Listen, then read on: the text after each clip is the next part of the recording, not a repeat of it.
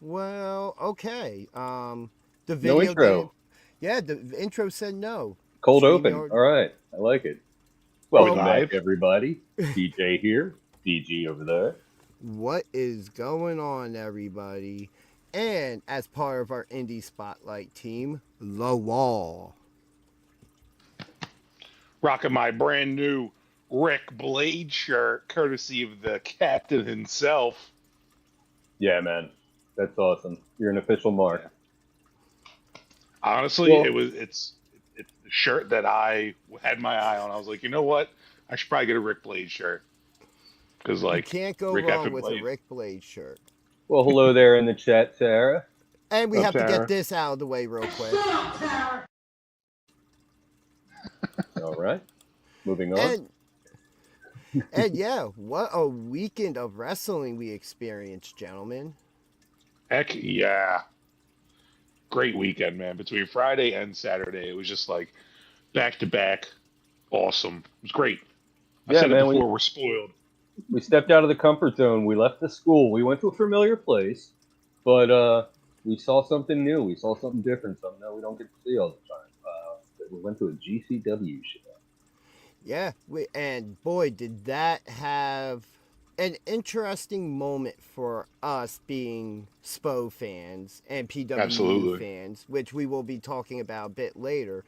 But I would like to kick the show off with somebody we've been trying to get on this show for a long time. We saw him for the first time this, sorry, tongue twisted there, last April for SPO when he took on Jordan Oliver, which was my match of the year from last year. That was a 5-star classic, right? Yeah. Everybody, I would like to bring on and introduce everybody to Flyin Ryan O'Neal. What's up? How What's are going you on? doing? Going on, man? Doing good. How you guys doing? Doing good, man. Doing great. Can't complain. Thank you for joining us. Yeah, no problem. Oh, and and, Oh, here we go. let's also bring on another person who he has had two amazing back-to-back matches with for SPO recently. The one, the only, Juni Underwood. Hello. Oh yeah. hey, You're late, money. Yeah, man, I had to shovel snow. I'm gonna be gone the rest of the week, so I had to make sure it was done for my fiance. fair enough. Very kind of you. Very kind of. Cheers. Cheers to Judy. Hello, how is everybody? What are we up to? Doing, Not much. Just kicking off, actually. yeah, we just started, so you got here at the perfect time, sir. Great. Tara in the chat saying Flying Ryan is That's one of what's up. her favorites besides the back seats. Yeah. So, since we have you both on at the same time, let's start off talking about your last couple matches with each other for SPO Wrestling at the Pro Wrestling Star Academy this past week, as you guys have gone to a draw, not once, but twice. Yeah. Like I said after our last match, I mean, Ryan and I have traveled all over America, even multiple provinces of Canada together. Like, we trained together. I've been around him since he started.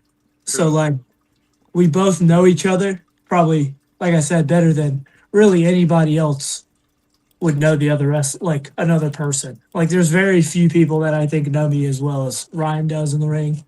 And I'm sure Ryan probably feels the same about me. It definitely shows. So when it comes to matches, it's always going to be really hard pressed. One of us is going to have to make a mistake. And sometimes when you're locked in with the right person, you're not going to make a mistake. And we luckily, two weeks in a row, neither of us caught the other.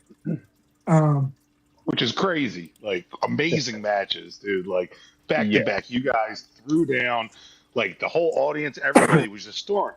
Like me, to be honest, I wasn't entirely familiar with either of you guys prior to the the SPO events. Ryan, I had seen you, I believe, at like one or two of the previous events.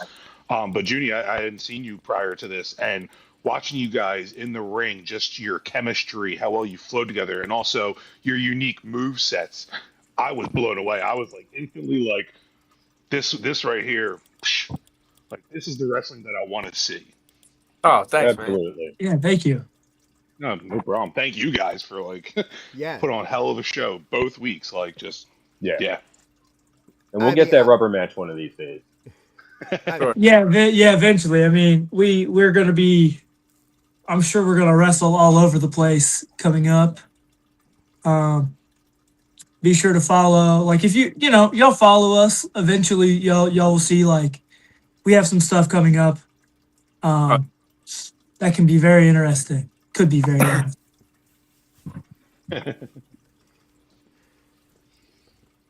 Yeah, Juni's going down. Nah. So how does it make you guys feel know that in these last two matches you've had against each other, it just seems like you both know what the other's going to do? The last one was what, a double knockout? Yeah. Yeah. That one hurt. That one hurt. Yeah. Literally, I preferred the first one where we The double pin. double pin. That one helped my head a little more. Yeah, my chest still kind of hurts. Not gonna lie. Oh man. Good. Yeah, you Shut up, got dude. chopped. He got chopped too. Did your Yeah, chest but- hurt? You guys As were bad- both just like Did your chest hurt as bad as after the Jordan Oliver match last year? Yeah, that was the worst I've ever been marked up. We got a Oh, picture I of that. I remember, yeah. remember. That's lost right now. that was a very good match. Yeah. Oh, as I said right before Juni, you came on, when I was introducing Ryan, that his match that we saw for SPO last April was my match of the year for us on this show. Oh wow. Like, yeah, that was our match of the night for that show, and I've seen some great wrestling through SPO, and I haven't seen nothing top that yet. Yeah, man. I mean, Jordan you guys Oliver. are there though. Jordan Oliver is I mean, he's a mentor of ours. He's literally like, I think, we both admire him a lot, and we both are pretty much like he's one of the best wrestlers going right now. He just has such a great mind for it, and honestly, I think the last few matches have kind of been like almost like a little love letter to him in a way. And there's always going to be more, but he's with us in our minds like now more than ever. Like the way we go about constructing a match, the way we go about just way we do anything really is inspired by him. I mean, he's where he is for a reason, Yeah. And we're both able to take our own little twists on things and make things uniquely our own. And with both of us, like the reason why we're around Jordo so much is because all three of us are very similar. I'd say all three of us are probably the hardest working.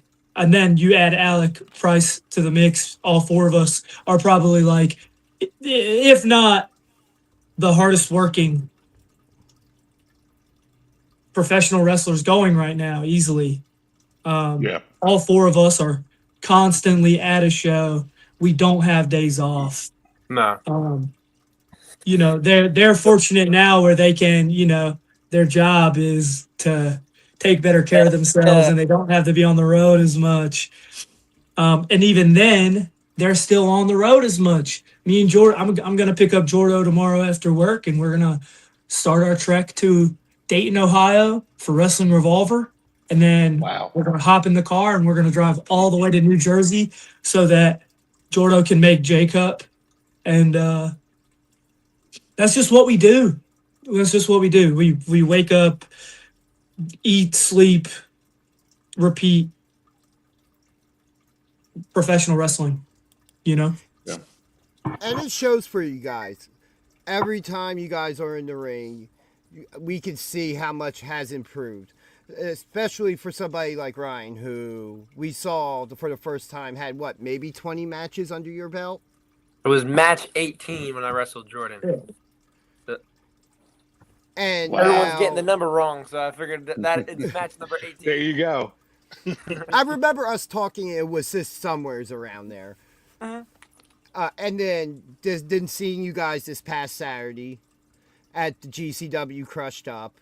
And Ryan, you said that was a bit of a full circle moment for you from that April match in 2024 with Jordan all the way to now. Yeah, it really was a full circle moment. And props, just real quick, from Rick Blade in the thanks. chat Wow. for your match. Rick Blade. Yeah, Ryan killed it. And at he was sick. GCW He was sick Saturday too. night. Oh yeah, that was a great match too. Yeah, him and Joey went bananas. Yeah. Yeah, that was a shocker for me, to say the least. My jaw dropped with the end of that match. Yeah, Rick, man. What's going on, man?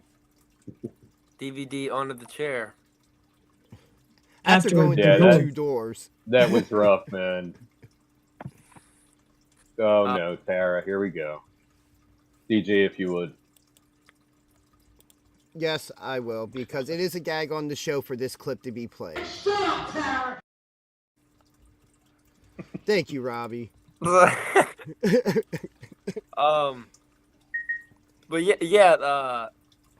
being at GCW this past weekend at Harrah's was a full circle moment because my match with Jordan was like my first real long pro wrestling match, like my first match where I really felt tested, you know. So it's very cool to be back in that building and to be on a stage like GCW, you know. Was that the first time back there since the match with Jordan? Yes. Yeah, that's why it was such a full circle moment. It was like, look how far I've come since then. It's like, yeah, man, it's this is stuff I've dreamt of doing. It's so insane. I'm so grateful and lucky that I can do this and just say that I'm a pro wrestler, you know. And to have that match with Jordan, you know, a guy I looked up to, it means the world. And to be on GCW, like, crazy. And speaking of GCW, I think I spoke to this the first time I had seen you since April, was your match with them when you did the balcony spot in the ladder match, I believe it was. Yeah. Oh, just insane. What's going through your mind as you're looking up there and you're like, I'm going to jump off of that? So as soon as we put up to the building, it was the Water Street Music Hall. It was me, Juni, Alec, and Jordan. And as soon as we pulled up there, I'm in a ladder match, right? So I'm like, oh, there's a balcony. Yep. Immediately, I'm like, I gotta jump off for sure. So it comes time for the match, and I'm on the balcony, and it's more like I'm on the balcony, and it's like a skinny walkway. So people in the back, the building is full. So people on the bottom floor in the back can see me up top. They're like, what is that guy doing? But the people underneath can't see. So when I jump off, it's like, whoa, this guy comes out of nowhere. But I'm like pacing back and forth, and they're playing highlights from my match with Joey, and I'm just getting like super amped up. And then the ring announcer introduces me, and then boom, I jump off, and immediately I'm like, wow, this is way higher than I expected. But it felt really cool, and it felt doable because the ring was close to the, to the deck. Balcony. Yeah. The balcony. Yeah. So I was like, it's so doable. Like, I have to do this, and it's like the perfect way to start the match and introduce myself. Yeah. But yeah, That's for damn sure. very, very cool Yeah. moment. Definitely. Nice. What's up, Todd Rod in the chat?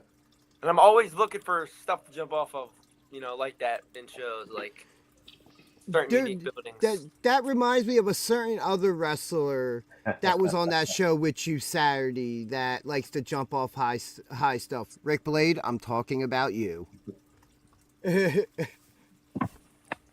Oh yeah. That Swanton too. Great minds think alike. Yeah, So let's there's some nut spots about that. you want to watch a little bit of the footage from the Friday night matches? Yeah. Sure. Let me get that going here as we're talking. Yeah, man. There's not much I can say about both your matches besides they've been my highlight coming out of both of the last 2 weeks of SPO. Oh yeah, absolutely. And Juni, I love your presence out there. Like, The how, tricks. like you pull out some moves, and I love the pose. Love it. Oh yeah, the pose is great. That pose is phenomenal. I'm just like, wow, like this dude's got that charisma. Yeah, man, definitely. Have you Ouch. guys ever thought about being a tag team? Yes, We have had a tag match before. we've tagged once before at Focus Pro Wrestling, and that was insane. That crowd was like one of the best crowds, at least I've wrestled in front of. It was insane. It was a lot of fun. Thank Very- you, Tara. The atmosphere, like both of us coming out together, and just we have such like a natural chemistry. Like again, that just goes back to like how often we're together. You know, like Yeah. I really don't know who else I spend like more time in a car with outside of like maybe Jordan Oliver. Okay. Oh, Ow. see, that was on the other side of the ring. I couldn't really see One that. of many slaps from Juni. Yeah, take that, dude. Take that. Oh boy. Man, I look jacked in this video.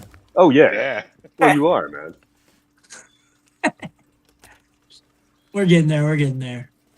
Oh yeah, this is where you sat right next to BJ. Yeah. I still have to edit my footage of this. Yeah, you guys are truly absolutely amazing at what you do. And these last 2 weeks, just at SPO alone, show that. Yeah, for all the people who like, may have not seen you, like, this is what wrestling is about. This is what I want out of ow. wrestling. Dude, that hurt so bad, Ryan. Your hand, like, chopping the pole. Oh my god. But this is what I want out of wrestling. You know what I mean? And I just, you guys, you're going to get out there more. You're going to get more exposure. You guys are going to be all over the place. You know, you guys are already all over the place. But Man, yeah, dude. guys the limit. I still think it's insane, like just how much we've both done, like in such a small amount of time. Like definitely him. I mean, he's barely a year in. Right. And Judy, how long have you been wrestling now? 3 years and probably like 5 months. Okay. 3 to 5 months. Training for almost 5 years, but I've been having matches for a little over 3. What were some of your guys? Well, go ahead, Wall. Where's your hometown? I'm from North Carolina, but I moved up to Philadelphia when I began training. I noticed a little southern accent, so I was curious where you were born and raised. Nah, it's definitely there. It's funny, like in the ring though, I never noticed it. Like when you were calling, like when you're get up, Ryan. Like it can come and go. Oh, This comment right here. Let's run it. Boy, matches always being made on this show to hopefully be seen one day. We do have a rule: no going into business for yourself. But Tara just kind of went into business for you. She went into Mark business. Mark business is okay. One of my favorite spots of this, and I apologize, Ryan, because it happened to you, but it was when Judy's like, "Hi, Ryan," runs over, "Bye, Ryan." We saw that earlier. Yeah. I didn't think that was funny. Well, I thought it was great. So while we're watching this, whoever wants to go first, growing up watching wrestling, who were some of your inspirations to make you sit there and say, that's what I want to do one day? You want me to go first? Yeah, man, you can. I'm entranced. We're having a banger. I know, I am watching it too. If I need to take it off the screen, let me know. No, you can keep it on. Yeah, you can keep it on. Jeff Hardy for me. Okay. Just Obviously. just look at him. I mean, it's so entertaining. He jumps off stuff. Yeah, you can dress up for him you can dress up as him for Halloween. He's just such a crazy, colorful, stands out. Guys like Jeff Hardy, Rey Mysterio, RVD, HBK, Yeah. guys like that always stood out to me. Just like with their uniqueness and stuff, and colorways, and just charisma and high flying, ability and stuff. So those are the guys I looked up to, growing up. Oh Yeah. One of the first matches I remember watching was the triangle triple threat ladder match between Edge and Christian, the Dudleys, and the Hardys. Yeah. And Jeff Hardy's always been a huge favorite of mine. I remember like begging my dad to buy the Armageddon pay-per-view where he wins the title during the three-way. Oh yeah. Dude, I was like, it was so awesome, but Did he buy it? That was what? yeah, he bought it. It was Jeff it was for Hardy. my birthday. It was for my birthday, so All right. That was He- what? he Jeff had to. Hardy, Triple H, and Randy and the Orton? Edge, yeah, not the Edge. And Yeah. Ed Hardy hits the Swanton, breaking up the Triple H pin. Yeah, dude, so awesome, so awesome. And so yeah, he's up there for sure. As I was a huge TNA X Division fan, Oh hell yeah. Hell yeah. so I'm a big like Chris Sabin is my favorite wrestler. And yeah, I've always been like him, and getting back into prior to him, prior to this person I'm about to say, I've always loved Shawn Michaels, which is what makes the next person make a whole lot of sense, because he's really like Shawn Michaels is like, more of like my dad's generation of watching wrestling, whereas like Adam Cole is very much I would consider him to be like our Shawn Michaels. Maybe, Yeah, fair enough. The peak is maybe not the same. It's a different time, but Adam Cole was my reintroduction back into wrestling. I'd stopped watching wrestling when I was in my junior year of high school. I'd gotten pretty bullied like out of wrestling, and That'll happen. Yeah. eventually I got into college and I became a theater major. Like I switched my major my sophomore year of college, and when I did and I became a theater major, I stopped caring about what other people thought, and I was like, I'm gonna just start watching the things I liked to do. And my reintroduction into wrestling was watching Adam Cole's promo on Kyle O'Reilly for Final Battle. Yeah. And I started binging all of his stuff, and it's really cool. Like the funny thing about that is like, I literally, that getting back into wrestling, getting into theater, all of that was me telling my mom that I hated what I was doing. I hated being a graphic design major, and she was like, well, you should try new stuff. And so my life changed because of a peach Snapple. Like I literally needed, I'm serious. It sounds insane, Really? but yeah. Elaborate, please. Yeah. So it was a Friday morning, literally like 6 or 7 hour, no joke. I don't want to make the meme, but literally right after I got done having a conversation with my mom, it's like 3 a.m. I couldn't sleep. And I was like, you know what? I love peach Snapple. I love it. It was like my go-to drink in college. And I got done, I'd go upstairs, and like it was like 3 a.m. I was like, all right, I'm gonna go get a drink. And I went, got a drink. And it's 3 a.m. The night assistant was supposed to be off at 2:30. But it's 3 a.m. and the night assistant is still on duty. And she's watching a musical that she's about to audition for in just over 24 hours time. And I walked past her, and I always ask her how she's doing. Like, I just always did. And she was like, I was like, what are you doing? She's like, I'm getting ready for this audition. There's an audition for this musical. You should you should audition. And I like laughed. I was like, nah, I don't do that. And Yeah. so I walked downstairs, and then I like remembered the conversation I had with my mom. And I was like, well, I didn't do that. I maybe could. So then I like turned around. I went back to see her and was like, all right, well, what do I need? And she told me everything. And then long story short, I went auditioned and I got on. I got a small little speaking role. And it was the first time I'd ever really done theater. And yeah, it snowballed. And then, yeah, but if I didn't go upstairs to get a peach Snapple at 3 a.m., who knows? So would That's you crazy. say all your theater experience helped you in wrestling at Oh all? yeah, absolutely. I think so. I think I think people who are close to me have always said that I have natural charisma, but I don't necessarily know if I believe that. Um, I worked really hard at theater. Like when I got into it, I was reading plays. I took so many acting classes. I took all the acting classes I could.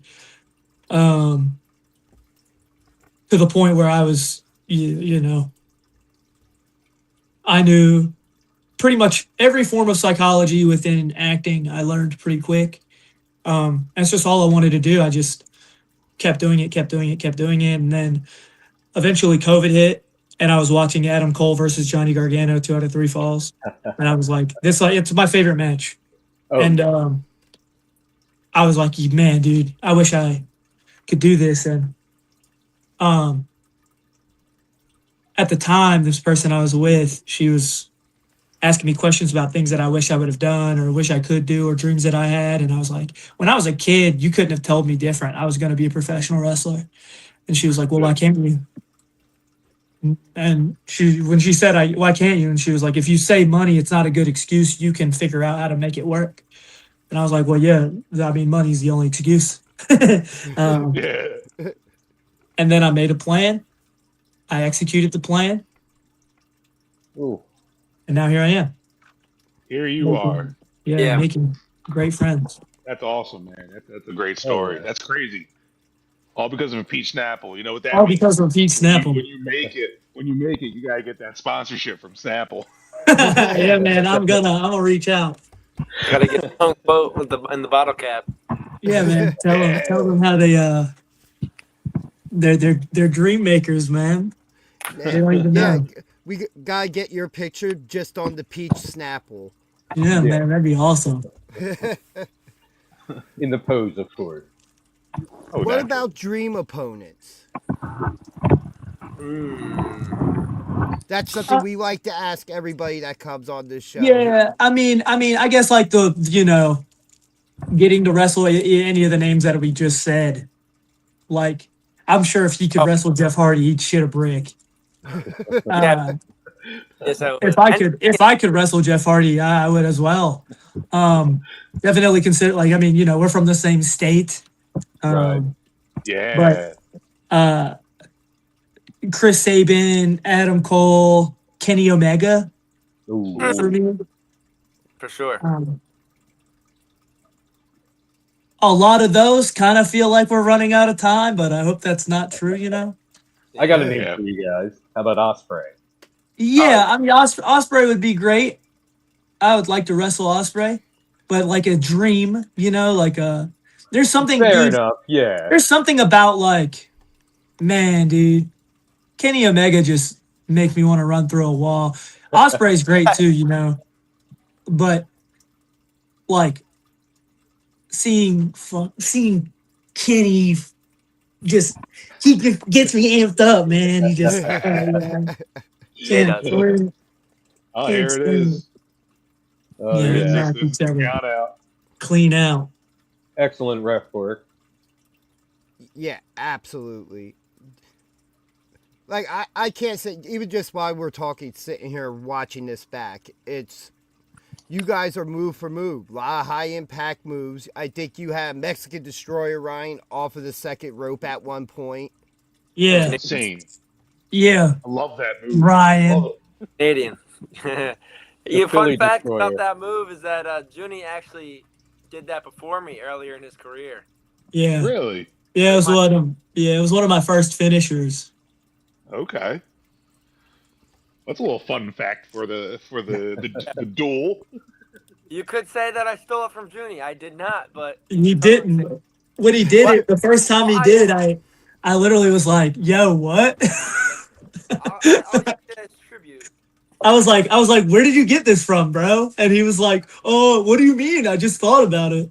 And I was like, To the you ever see luchadors when they step up to the second turnbuckle and then they spin into a drop kick? Yeah. I was gonna try that into it, but it's just too much room for error. So I was like, this is Yeah. easier. And then shit, Juni did it. Juni did it before me. "Yeah," I literally was like, "Hey, man, I definitely did this move." Because it was funny. I was like I had just started talking with somebody about like doing the move again. And then I saw him do it and I was like, "Yeah, nah, that's his. I can do other things." It's just it's funny how the world works, man. You know, some moves are great and sometimes they work for you for a while and he may end up getting to a point where he's like, "Man, I don't know." Or maybe maybe he sticks with it the whole time, you never know. Some moves So- also hurt you, So it's Yeah. like, So to piggyback off my dream opponent question, what about legends of pro wrestling? Retired or no longer with us? Who is one legend who's no longer in the ring you guys wish you could have a match with? Sting. Oh yeah. Hell yeah. Sting and then Shawn Michaels. I would like to say the same. HBK, Sabu. I knew you were going to say Sabu. Oh yeah. My brain, I was like, yeah. But That'd are be you amazing. willing to enter the arena of a death match for Ooh. Sabu? Extreme, If that were rules, if that could extreme happen. Yeah, I mean, Yeah, I would do an Extreme Rules match for Sabu. rules. Like, You gotcha. Tables, ladders, chairs, doors. Some barbed wire, maybe. Maybe Have barbed either wire. of I don't you wanna done get my anything hair like a ripped out death of my head, match? though, That's man. That's the thing. Like if you have long hair, man, it's gotta be tough doing a barbed wire, man. You gotta Yeah, I be don't know worried. how Joey does it. Yeah, sure. Like Yeah, Fremont, like all the other typical barbed wire guys. They're all like shaved head or like short hair. Some dream opponents for me. Obviously the guys I named earlier, like Jeff Hardy, HBK, Rey Mysterio, RVD. People that are in AEW, I'd say like Kenny Omega, Darby. This guy Allin. here, Todd Rod, Chainsaws. chainsaws. Todd Rudd, chill out, man. This is Not that wrestling. serious. Doesn't get that hardcore. But that would be interesting for have a lumberjack match and they have chainsaws because it would fit. Chainsaws in the lumberjack match. Yeah, lumberjacks, chainsaws. It seems like there's some type of chemistry there. it's I don't just know. murder. It's just murder. I I was like, I don't know if anybody else is gonna say it, so I guess I'm just gonna.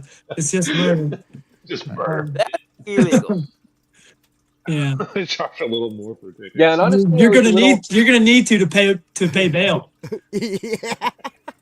And honestly, I'm always a little hesitant going to GCW shows because I know they do get pretty hardcore. The first one I went to, I looked down and I had like light tube shavings all over my pants. I'm like, oh great, So Nice. I was kind of, and then that goes back to what I was saying earlier. Like, you guys are what I want out of wrestling. Like, it doesn't have to be crazy like that to draw attention. You know what I mean? Like, I think that GCW is so great because you get the best of both worlds. yeah, I Absolutely. agree. Yeah. I agree. Some of the best professional wrestlers in the world have been on GCW. Same for deathmatch. It's like Yeah. great to have Matt Tremont and Bear Bronson, and then like a guy like Jordan Oliver versus Juni Underwood. Like, what a combo! Like great Yeah. wrestling, Yeah. great wrestling, best of both worlds. And a lot of the guys, not only you guys have traveled with, like Alec Price and Jordan Oliver, but the guys in a lot of these locker rooms you're in are such veterans that you could just pick their brains when there's time and Oh just yeah. learn something new just in conversation. Oh yeah. There's always something to learn. Um, that's what I pride myself on. Ryan prides himself on it too. Like we're always actively trying to learn something from someone. And Every day. all you have to do is seek it out. It's not going to come to you. The knowledge will not come to you. You Nope. have to go seek it out. Yeah. Anytime there's like sometimes we can get in our head, it's like, all right, I'm a little overwhelmed. I need a minute.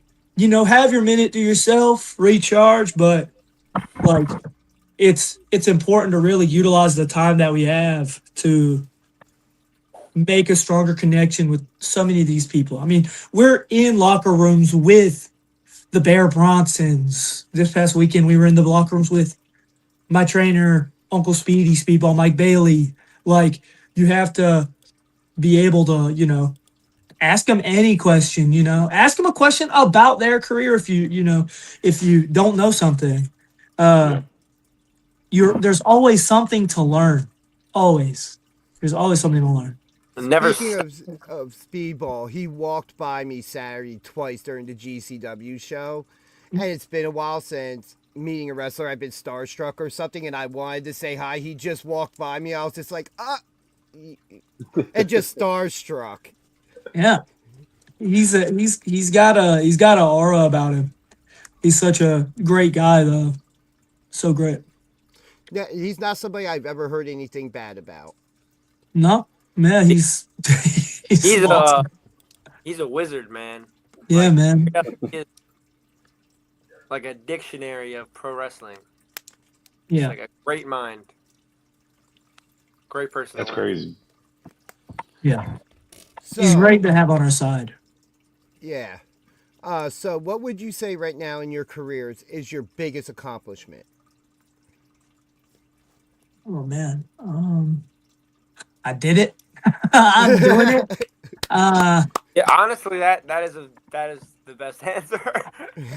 I'm doing it. This is what you do now. Yeah, like I mean, yeah, I still have a regular job that I have to go do to stay alive and Well, stuff. of course. But like, I mean, I moved 8 hours away from my home, from the people that I know, from comfort, to become a professional wrestler, and I wrestle. I'm averaging 10 matches a month, 10 matches plus a month since I started. Like I'm That's currently like I debuted September 5th, 2022, and my match at GCW on Saturday was match 412. Oh my God. Wow. And I've wrestled in 20 different states, multiple provinces of Canada. Like the fact that I'm this far is like, yeah, I'm doing it, And I guess like another great accomplishment is like the friends I'm making along the way, Of course. Yeah. But I feel like anything more than that is just material, I don't know what, I'll rephrase it. So in your careers, what has been your favorite match? Like the one match that if anybody asked you that was, if I came up to you was like, what is a must-see match that I have to watch that you were in? Damn. I mean, I know what my match is for Ryan. So. Me, I have a couple. But probably my match against Joey at GCW. That is just pure emotion and just passion was put into that match. I'm really, really proud of that one. Match with Jordan, just very proud of those matches, Yeah. Yeah, if there was anybody that ever asked me for a match to watch with somebody with experience and who was new and just starting to get matches, you and Jordan from the Backseat Anniversary show would be one I would point people to watch. Thanks, man. That means a lot. That was a really really big day for me. And, Also, I mean, not just wrestling from a wrestling standpoint, but also there was storytelling within, like the whole denial of the handshake beforehand, and Jordan saying he's got to earn it, and then you get him at the end. Now, let's also remember that was Jordan Oliver's second match back after his injury. Right, from his ACL or whatever it was. Yeah. Yeah. After the Backseat sent 500 ninjas to attack him. in kayfabe. Yeah. No, that was real. I'm glad I swallowed my drink of water before you said that. Yeah, I almost fired out a sip of beer there. What's funny, guys? I mean, I believe him. I mean, Mother Goose should be jealous of that storytelling. That's all I'm saying. Oh, man. But yeah, both you guys are absolutely amazing at what you do. Thanks. Thank you. What do you guys have coming up next? Like, what's in store for each of you? I've got Revolver on Thursday. I am in a really crazy scramble. It's me. I don't know if y'all know much about Magic the Gathering. Oh, yeah. I know a little bit. Well, there's this guy who's a wrestler. He was a meme. He was like a Magic the Gathering meme at one point. He was known as the Magic the Gathering butt crack bandit. And his name is Big Pound. He's awesome. And it's him. He is currently the 24/7 Scramble champion. It's funny, super awesome. And like if you were to look that up, the Magic the Gathering butt crack bandit, it'll pop up immediately. And yeah, so him, he's currently the 24/7 Scramble champion for Revolver. Jeffrey John, I wrestled him in the pre-show match at GCW Crushed Up this past Saturday. And then Dante Leon, Gringo Loco, and Trey Miguel. That was our scramble. Pretty nuts. Oh, wow, Pretty yeah. good scramble. And then the rest of the month, I don't really have anything going on next week. I'm getting married. I'm getting married next week. No next way. Saturday. Congratulations, brother. Man. So that'll be PG, a round of cool. applause, please. Next month will actually be my 1-year anniversary being married. Nice. Congrats. Oh, there you go. God have mercy on my soulless self. I don't know if it's going to show up. This guy? Yeah. Yeah. As I don't know if you heard, but my wife is sitting in the room and she's like, "Hey," and then my dog as well chimed in. And There we go. Here's the yeah. And then Come on, do it. next the weekend following February 21st and 22nd, I'm at Blitzkrieg Pro in Massachusetts, and then ETU in New Jersey.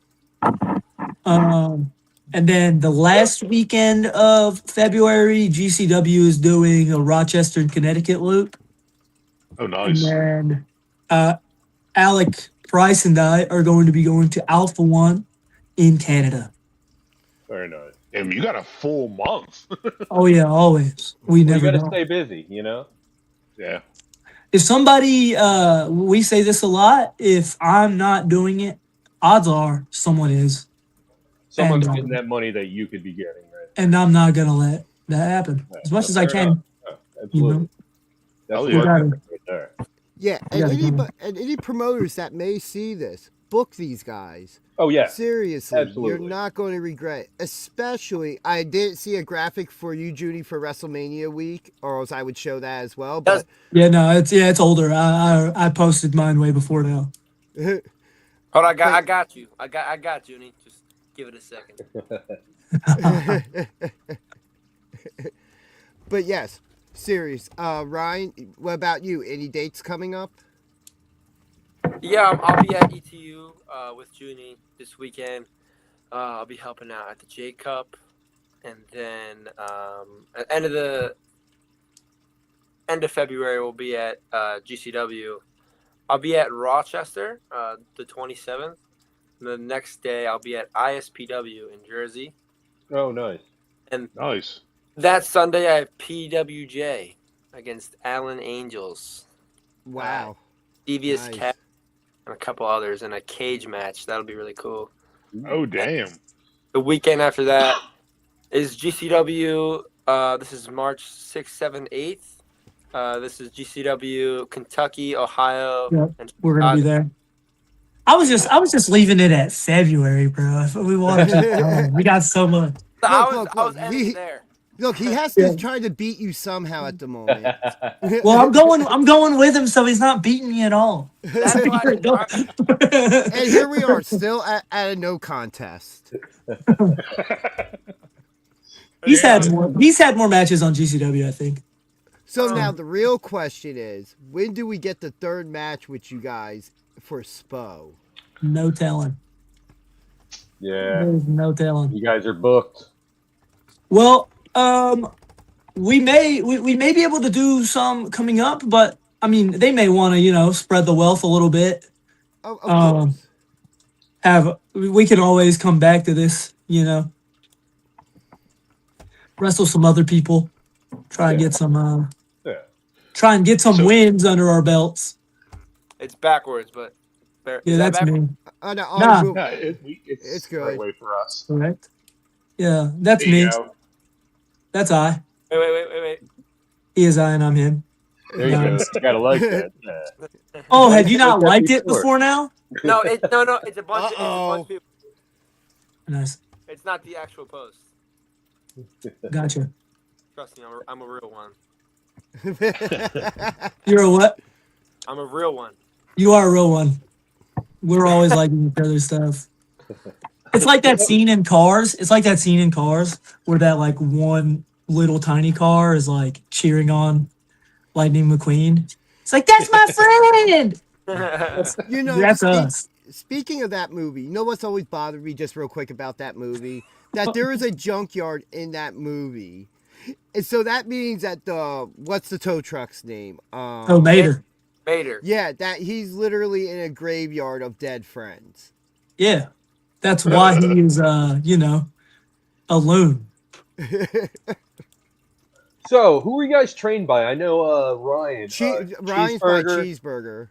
Also, And- Cheeseburger and Speedball. Okay, no way. All right. Cheeseburger and Preacher, Phineas James. Yeah, Preacher. Okay. Preacher is great. And Jordan Reese Austin recently. So we count them as well. Right. Jordan and Alec. Yeah, Great. yeah. That makes Sure. sense. Yeah, Oh, Tom. he's great. What just happened?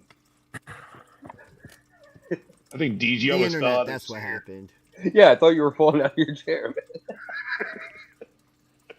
I have my dog next to me at the moment. Every time I'm on here doing something, she has to come lay right next to me. So as far as training goes, like obviously there's advantages to training under different people. You guys, you've been at it what? When does the training end and it becomes like, okay, I'm trained, or does the training never end? It never ends. Yeah, I mean, Forever. I guess you're ready. I guess there's a point in which you're ready to, and I mean that varies. I mean he was having matches, taking bookings like what 4 or 5 months, Ryan. Okay, so obviously you're still training. Yeah, we're always As training. you go. Everyone Yeah. still train, but like If you're not, you're a fool. Wow. yeah, when you like for me and Juni at least, we wrestle like 3 to 4 times a week sometimes, so like we can't go to training as much as we did before. That makes sense too. I mean, if you're doing the real thing. Still go to training, but not as much as we did early on, you know what I mean? Yeah, like I mean, dude, early on, I mean, he was there pretty much every single day as much as he could. I was a 6 days a week fella. Like I was finding spots to train. Like if we weren't if my school did not have training that day, I found a school that was training that day, and I would go and I would train. And it's just some people train a little more than others, and you can tell. Oh, You gotta, well, obviously. Yeah. Yeah, pro wrestling is definitely a business. No matter how far in you are, there's always something new to learn, or somebody you could be teaching, which in turn, you teaching somebody something, you could still learn something new. And it's always cool to go back and train, and you're doing a drill and you're like, man, dude, I wish I incorporated this move into my stuff more than you do. And then, Right. yeah, it's cool. How often do you guys attend seminars? Not very often currently. If Yeah. they're there and they're available, then like cool. But the hard part about seminars is really like, you've always got to pay for them. And it's like sometimes we're broke and can't always pay for the seminars. Yeah. But even then, it's like, they're not very frequent. I think seminars have kind of dropped off lately. I know at the Pro Wrestling Star Academy, they have one coming up February 14th with Mickey Knuckles. That's cool.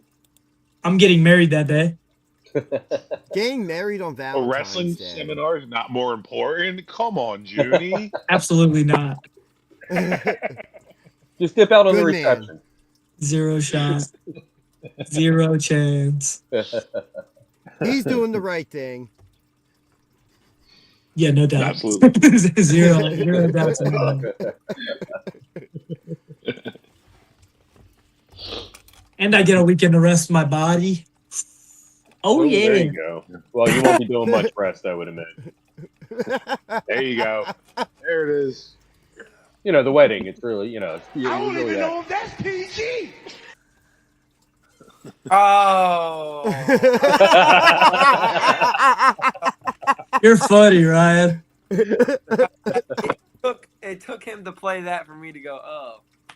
I didn't even hear what was played. I just. It's Oh, our. that's PG. Yeah, That's funny. Oh. Man. But yeah, I can't say enough. You guys are absolutely amazing. Thank you very much, man. Yeah, Okay. yeah. Yeah, you guys. What is that, Todd Rod? What? We have flowers. Oh, yeah, okay. Okay.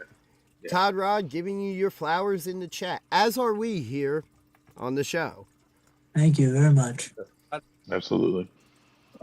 Yeah, man, I see nothing but bright futures for you guys. Absolutely. Thank you very much. And with a good buddy of yours just getting signed, I have a feeling that, you guys work hard and continue doing what you're doing. You have a little in somewhere. That would be amazing. Good buddies. Many good buddies. Well, I think that's something that's really cool about this business is like, I mean, yeah, dude, in a very few years, like Speedball got signed. Ace Austin, a trainer of mine, got signed. Busting the Brain. Like, it's just, it's crazy to think about. And then eventually, hopefully, we're going to be right alongside them. there's no doubt in my mind you guys will be there. Thank you. Yeah, the trajectory that you guys are both at, like just seeing your technical skills, your crowd work, just the audience behind you as well. You know what I mean? Like, and now having you on and hearing you talk about your work ethic, yeah, there's no doubt in my mind. absolutely. Thanks. Thank you very much. Thank you for having us on. Oh, absolutely. Thank you guys for Yeah. Yeah. You guys are a big get for us. Yeah, and you guys are welcome to come on anytime. Oh, absolutely. Yeah, for sure. Like, For sure. absolute fans of you guys since day one, especially Ryan. I remember walking up to him after the April show last year and telling him just how amazed I was with everything. Yeah. Like, it was hard to believe 18 matches in at that point, and he went out there and had the match he did with Jordan Oliver. Oh yeah, he's got it. He's got something special. Thank you, bro. Like, Oh, yeah. both of you do. Oh yeah. Yeah, I'm not talking about me right now. I'm talking about Ryan. Well, I'm not trying to be impartial here. That's all. Yeah, one thing I will say is that I cannot wait to tag with Juni again, because the last time we did it was was fun. a blast and a very special thing. We wrestled in front of a crowd, and it felt like PWG-esque, just the reaction. Yeah, man. Everything was like, oh. It was really awesome. So special to, share the ring with him during that. So we cannot wait till we can do that again. Oh, absolutely. You guys against each other, it's so fast-paced and hard-hitting. Teaming together and just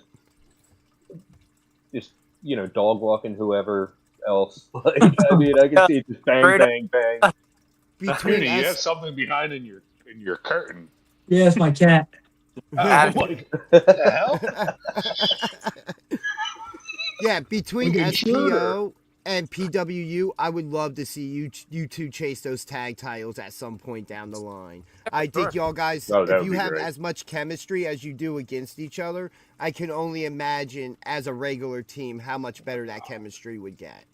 Yeah, man. I have no clue. I've said before, I was like, yeah, just when we were thinking of things to do, it was just like turning on a sink. Like the water just flowed. Flowed very well. Yeah, that just sounds incredible. Yeah. Yeah, both you guys, amazing energy, amazing skills in that ring. Amazing charisma. Thanks. Yeah. I think we could sit here all day and give you guys your flowers on how good you are at your points right now of your I career. appreciate that. We appreciate that very much, man. We really do. Thank you all for having us. For real. Oh, absolutely. Absolutely. Thank you guys for making the time to come on and hang out with us and talk. Yeah, of course. Of course. What do y'all have going on the rest of this stream? Y'all have any plans? Anything going on? We're just going to be talking SPO, promoting the future shows coming up at the Pro Wrestling Star Academy, going to talk some GCW from this past weekend as well. Run down that card. Yeah. We try to run down everything, reattend and stuff like that, Yeah, it's great, as you should. Yeah. It's all about content. It was like, Yeah, hey, you know, if we're just- going to wrestling shows every weekend, then we need to do an indie show every week. Yeah. That's great, man. Yeah. Yeah, for us, it just started out with us doing preview shows for the SPO shows. Then it turned into us doing weekly shows talking about WWE, AEW, TNA, stuff like that. And now we got this going on. It's been an amazing journey for us. Yeah. And then eventually you'll start running your own spot, running your own promotion. Huh? That's That would be the that's dream. at least one of my goals. Let's go. I've been a lifelong wrestling fan. It would be a dream to have my own promotion. Yeah, that's a big goal for me as well. Something I want to do eventually. Have my own spot. It's definitely a different aspect from being in the back and booking compared to just knowing, all right, I just got to go in the ring, do my thing, come back. And especially if you're pulling double duty and doing both in the same night. Right. Yeah, I probably would. I would very rarely probably. If I had if I got the ability to book myself a dream match of mine, I would obviously do that. But What would it be? I would rather tell a story. Huh? What would it be? You already know what it would be, dude. I already said. You said a lot though. Yeah, if you had to pick one. I mean, if I could do the Chris Sabin match, if I was doing independent stuff, like if it was just like an independent dream match, that would be a different story. I still really want to wrestle Alec 1-on-1. I've not done that. I've wrestled him in You a throw bunch enough of other money. different matches. You throw enough money at RVD, he'll do it. RVD could be cool. Yeah, I'll do that for Ryan. He'll will book Ryan, RVD buddy, you're versus working for free, buddy.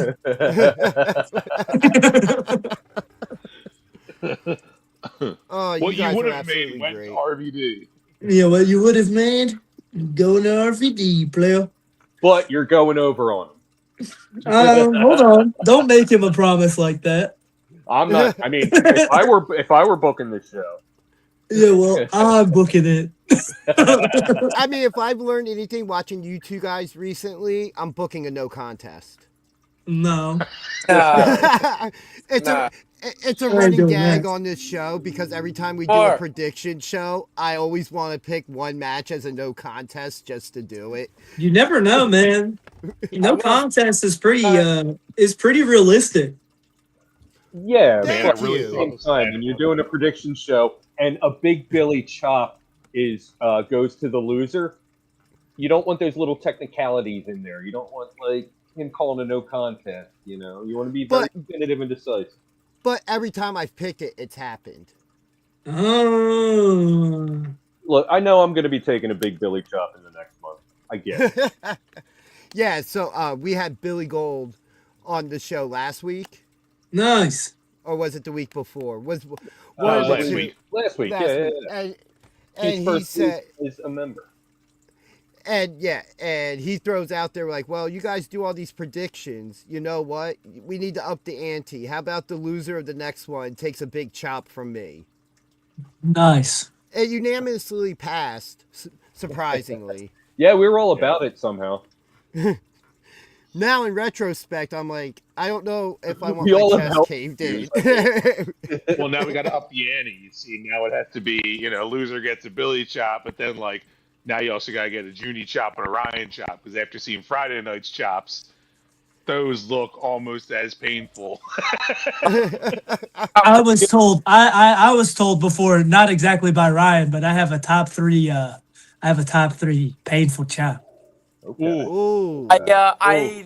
Next chop I give Juni is in the forehead.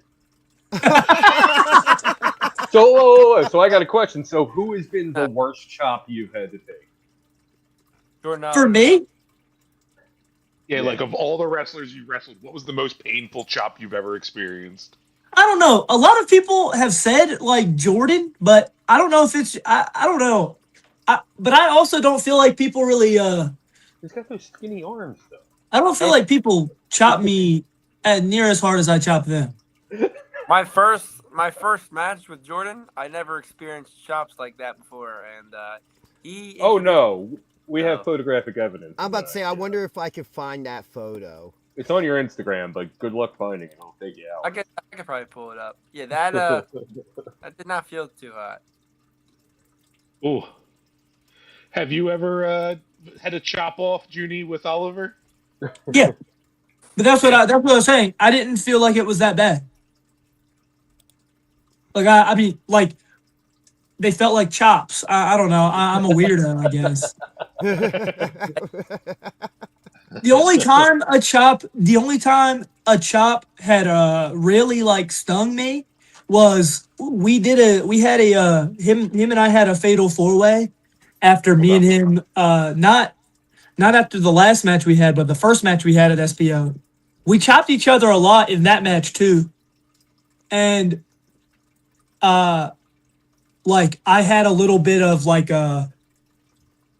some had like opened up like I like opened up, but I had some like I don't know, like kind of like it wasn't great. Okay. And so in the fatal 4-way, all three of us we all were chopping each other, and they kept chopping me, and it just kept hitting the spot that was open. Like that was painful, but I wouldn't say it was like. It's not the best photo from his match with Jordan, but you can kind of see it right here. Yeah, so exactly how his chest is there is how my chest like was already going into the fatal 4-way match. Ouch. And so they were just hitting me there, and I'm like, this is pissing me off. I would say that would be like the most painful chops, but it's not because they chop hard. It's because they're chopping. Layered. Yeah, they're just chopping something that's already sensitive. So then you Excuse really me for haven't one had- moment. Excuse for one moment. What? Shut up, Tara. Just go away, Tara. So you haven't had anybody who's given you a single-handed chop on, like, fresh to go chest that's been like super painful. Yeah, none that I wouldn't take again. I have Okay. another one. One called Manders. That was- Okay. Oh, you just had that. yeah, that was. I took a couple from him. That's recency Ouch. bias. Out.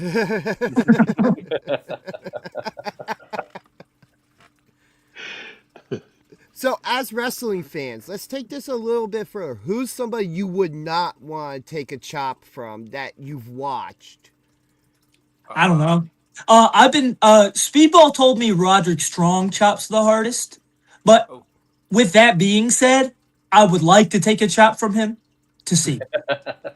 Like, I don't know. I don't have anybody that's like, oh, I won't take a chop from them. You know? You're just down for the calls. Yeah, I mean, I just think we're just fighting. You remind me of one of those people who like really spicy food. Like, I want But that ain't I hate spicy, spicy come on. food, so I do not relate to Well, the no, spicy no. food. Not that you are one, but like that's the Yeah. way people who like spice out. That's nothing. Come on, get So, just to Yeah. mention a name right now, somebody who has, I think, one of the more painful chops I've seen. Probably is like Gunther, right? Yeah. Maybe, probably. I've heard. Speedball said Roderick Strong chops harder than Gunther. So Well, I mean, Goldberg did laugh. yeah. That was Dragunov that he laughed at when he caught his arm. I found a picture. Oh, Scroll. Hold on, give me 1 second. Loma BG. Hold on. Oh my God. oh yeah, nice and toasty. There's a full hand. Ugh. Can't see it. Look at that face. What an idiot. You started out the match with You were 18 fresh matches chest, deep. right? You didn't know what you were doing back then. Do any of us even know what we're doing now? No. Not with Barely. this, not with Zero. my real life and real job. No. 0 shot.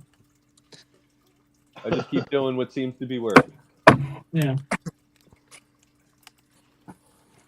Chops are not fun. I But, think they're very fun. This guy, dude. Next time we wrestle, we'll see how fun they are. Just Listen- chops only. You wanna? Get it out first. You wanna? Let's make sure that happens at the Pro Wrestling Star Academy. That's all We I'm should have a saying. match like that. Why has no one made a match? Just whoever gives up Chops. first and a The chop. chop match. off. But the thing is, you would lose that one. No, I Well, what's wouldn't. the stipulation? You Like, give up how do you? first. My Oh, hair. it's a give up thing. Okay. Give up or pass out. Yeah, he probably. Tonight, Yeah, you would quit match. 100. You would 100% give up first. That would definitely be very painful, but I think. Yeah. Why is no one ever booked that? You'd give up first, man. That's what the TNA would do. Well, now That it's does out sound there like in the something. world. Now it's out there. So if Nick Khan Chop or off. Tony Khan or anyone is watching, The chop I quit match. Oh man, that sounds painful. That's My gonna chest be so hurts awesome. thinking about it. It's got to be a ladder match. Or like the brackets. Like an overall chop championship. That would. what, like that brawl for all? Yeah, you know what I mean. Like, Hey, you gotta have Ooh, somebody yeah, there definitely. with like the flip numbers, just counting every chop that happens total in the match. This is Or just chop rating number every chop. 52. All right, this is stupid. Anyway, we were about to, before I rudely asked another question to our wonderful guest, we were about to talk about last week at SPO and last Friday at SPO and last Saturday at GCW. Awesome. So feel free to stick That is- around while we run through all this. Well, I just got done shoveling, and I really need to go hit the gym. So I'm gonna hit the gym and grab some food, and I Hell appreciate you. Look all. at that work ethic. Not being like, I shoveled all day. I don't need to go to the gym. No, That one I workout- got because That's why you're the somebody future. probably shoveled and hit the gym, and I got to do that. So Yeah, he got the workout shoveling. He got the break in I between. got the warm up. being Yeah, on I got the here. warm up. I got to Fair eat enough. some food, Okay. and then I'll go. Love that So, work ethic. Yeah. I actually Thank you very much. have to do the same thing. I have not gone to the gym today, so and my dinner's ready upstairs. Gym time, brother. Gym time. Gentlemen, you guys are both awesome. Freaking keep up the amazing momentum that you both are doing right now. Love watching you guys in the ring and can't wait to see just your forward momentum just continue to grow. Like, just keep doing what you guys are doing. And thank you very again much. for coming on.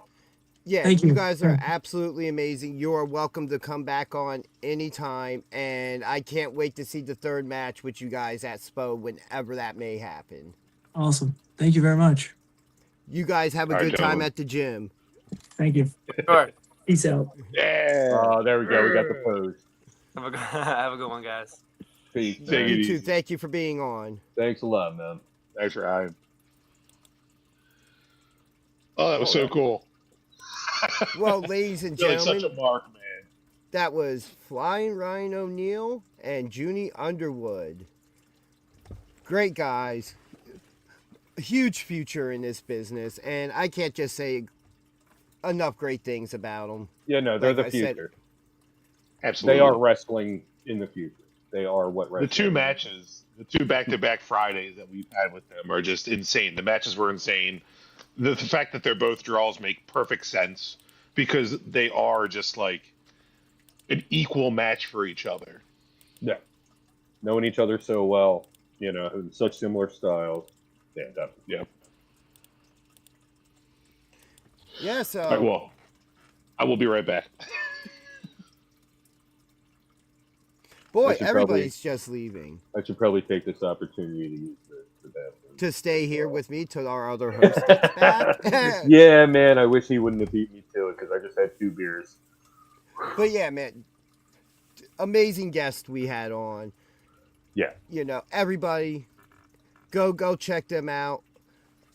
At Flying Ryan on Instagram and at Juni Underwood Pro Wrestler, I believe. Let me double check Juni Underwood that. Pro, yeah, that sounds right.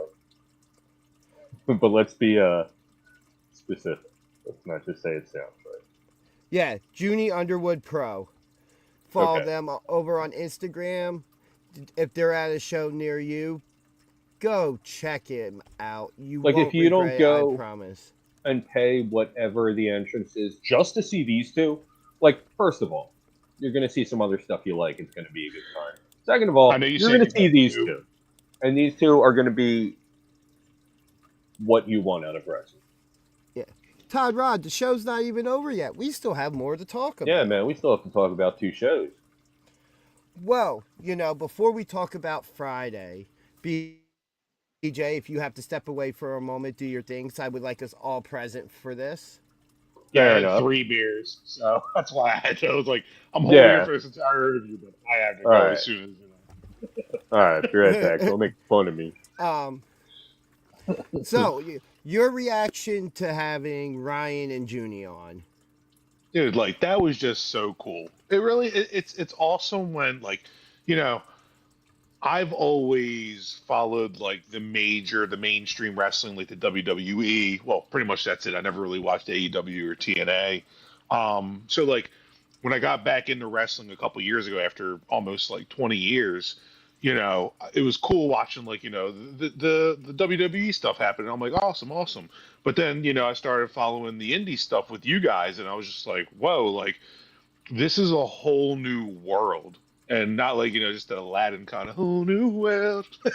It just felt like it was so interesting and cool to see the talent develop and become and see them on a smaller stage, more interacting. Like you can walk up and literally talk to them and they treat you like you're just like, hey dude, you know, like just another person like there, not just like another face in the crowd. They actually see you and appreciate you, rooting for them, chanting for them, all that kind of stuff. So like when it comes to actually like getting the opportunities to speak with, what I call indie greats, because I mean they're both Juni and Ryan have just been killing it. Um, Absolutely. it's surreal almost, I mean, to sit here and be like, yeah, we just talked to Juni Underwood and Flyin Ryan. Like that's really cool. Yeah, Yeah, and Rick Blade dropped in on chat. And Rick Blade, like which Rick which Blade, is what I Blade. wanted to talk about was this past skipping around a little bit, but this past Saturday, Joey Janela versus Rick Blade, which was More like Joey Janela. Which, for a loaded card, before we all knew what the rest of the card looked like, that's the match we were going for. Yeah. Was to go support Rick Blade. Yeah. 100%. And then Ryan and Juni told me they'd be there, and then I saw the card, and I was like, oh my god, Ruckus and Don Freeze. I was just talking about this last week. And then, even seeing Tasha, I was like, what? Which I'm a little disappointed that she won't come and, wrestle for SPO or PWU, but I mean, whatever. she did relinquish the title and said, you know what? Taken from her. Oh, yeah, was it? Was it? I thought it was. Okay, that's right. Yeah. It was taken from her. But yeah, whatever. I mean, cool. Get it. I'm sure it's a better payday. Yeah, right. Plus, she was talking a lot of smack on Mount Holly, so it didn't really seem like she wanted to even be there. Yeah, she was talking smack. Like there was we went over that when it happened. Yeah. Yeah, so I'm just refreshing the watchers' minds on why some of us are bitter at Tasha Steele. Excuse me, yeah. But yeah, the Rick Blade Joey Janela match. Just it was a great match. Yeah. Just like the reaction of when we saw Rick coming out, I was like, "Oh, that's so cool! They're letting him come out with the title belt." And then seeing that the title was being defended. Hey, Rick effing Blade, man! Hell yes.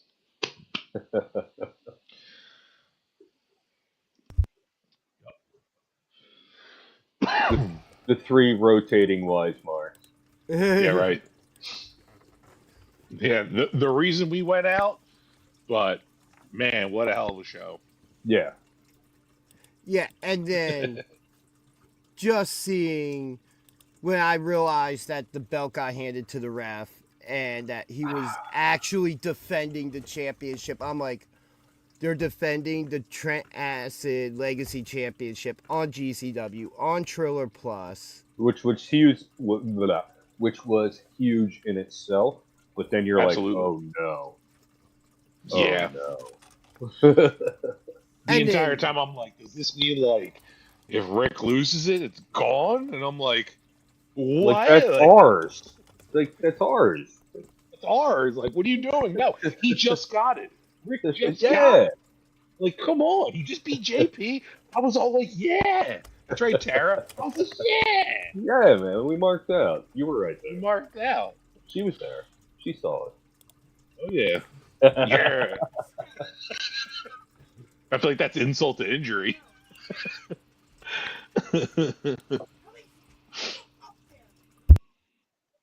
Whoa. You Yeah. described the Ruckus. He's about 5'10", 300 pounds. Moves like a cat. Meow. Yeah, but yeah, that match, honestly, the way they kicked off, I was nervous. You know what I mean? I was nervous watching it because I'm like, wow, okay, it's a title match now. I don't know if it was advertised. Do you have any footage you could pull up? I do, but it's all on my phone. Okay, yeah. I do too, but it's on my phone. Yeah, I don't have that ported in right now. Let me see if some of mine went over, but I don't have specific spots recorded because I was a true mark and recorded the whole thing. Right. Oh, right. Just so I could clip it out. Well, come on. It's been 2 days. You should have edited it by now. Yeah, I have a busy life, man. Meanwhile, I have like 200 gigs worth of Pro Wrestling Star Academy footage that I've done nothing with. Well, I don't know how well it's going to show up. Let's see. Load up. I got you.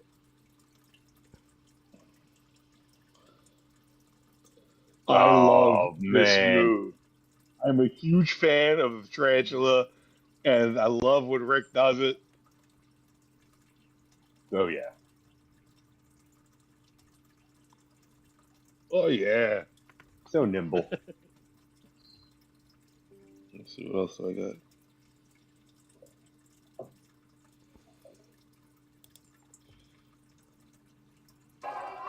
Okay, here's the first time Rick got thrown into the chairs.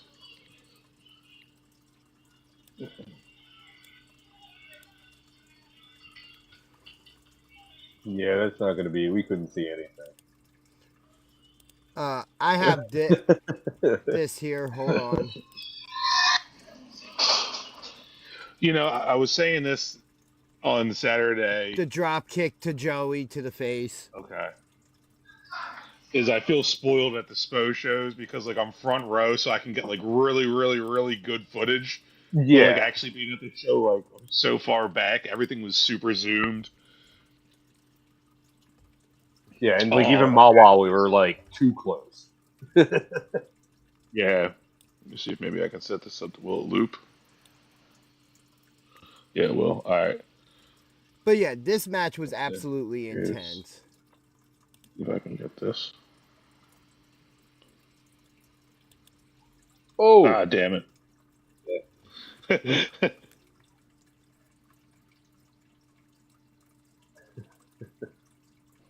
Yeah, sorry. Actually, you know what? I wonder if I can. Let's see if my technology brain might actually work. Oh, whoops. Now it doesn't want to, like, move us over like it was. oh, right. Anyway, yeah. There were many times in this match when I was like, "It's over," on both ends. yeah. There were a lot of like, "Okay, there's no way he's getting up." Yeah, there's the DVD through the door in the corner. Which, the angle kind of sucks, but... Yeah, for the finish of the match, Joey just took it to him. Yeah, like absolutely just took it to him. Yeah, and you know, a shame to see Rick Blade lose the Trent Acid title, but at the same time, it is, it really is. But at the same time, you got to look at the bigger picture. Joey Janela cut a promo afterwards saying, "Well, we don't have it loaded up, do we?" I don't think I was filming it at that time. I think I was I was marking out. I do, but I can play. I'll just have to play it through over my audio, over my mic. Oh, just audio? Yeah, because with the screen share, it won't actually. I don't know how in or out of sync it'll be, but even audio would be fine. Was the groundwork for the independent wrestling scene you see today. Tracid, Homicide, Nick fucking Gage, The Hit Squad, Amazing Red, Low Key, unfortunately. Can you guys hear it okay? Teddy Hart, unfortunately again. Yeah. Ruckus, baby! Fucking Ruckus! Nick Mondo, everyone. But there's one man around Spring Break 2. Brett's like, who should we get? I said, can we find Rick fucking Blade? Yeah! But Rick Blade was missing. Rick Blade had a nice life without independent professional wrestling. Rick Blade had a wife. Rick Blade grew a family. And then one day in 2025, Rick Blade showed back up. Yes. I said that. 23. I mean, you guys just saw it, man. This guy still got it.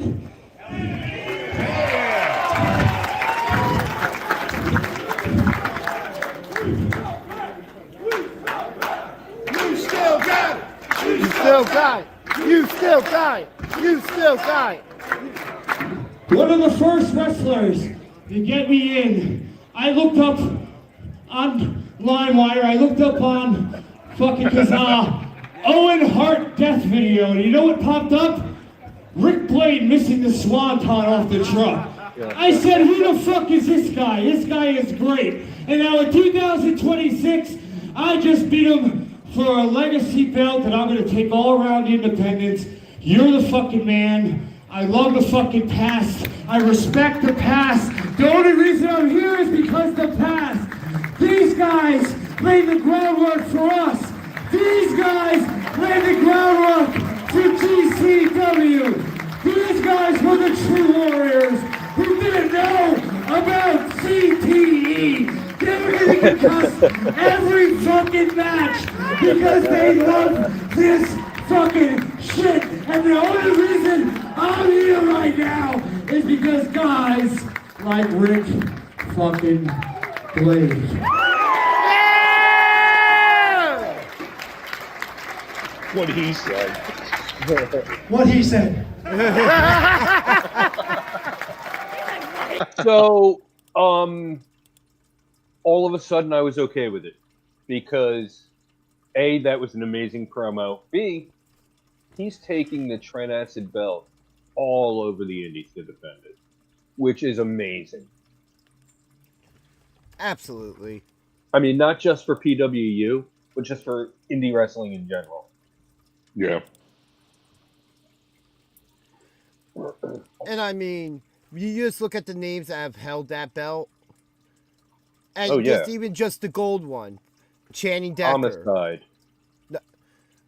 Technically, Homicide Oh. held the silver That's right. one. Sorry, Too Cold Scorpio. But if we're going, if we're going to go full lineage to even with the split, then yes, Homicide, Too Cold Scorpio, Channing Decker, Rick Blade, JP. and on, and then Bates.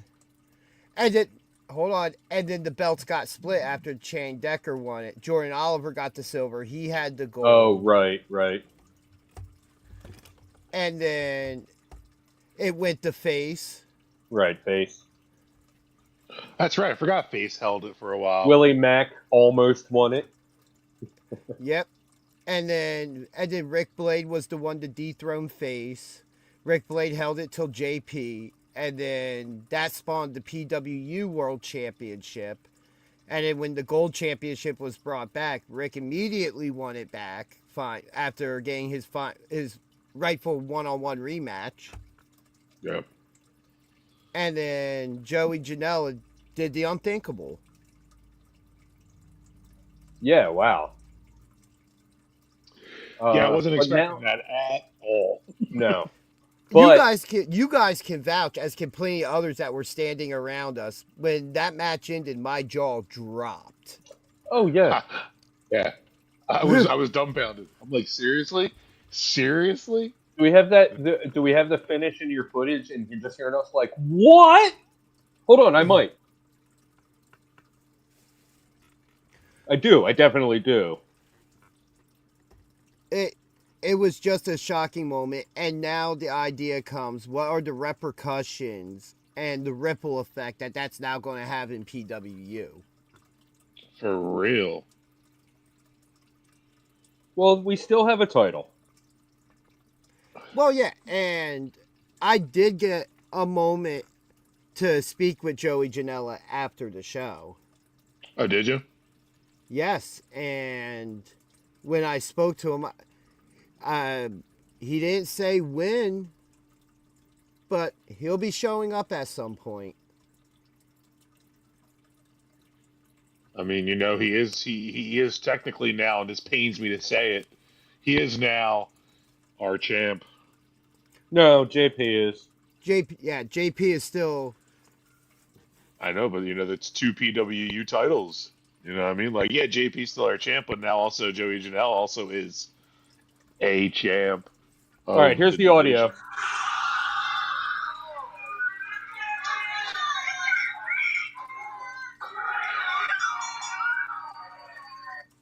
All I heard was Cassie.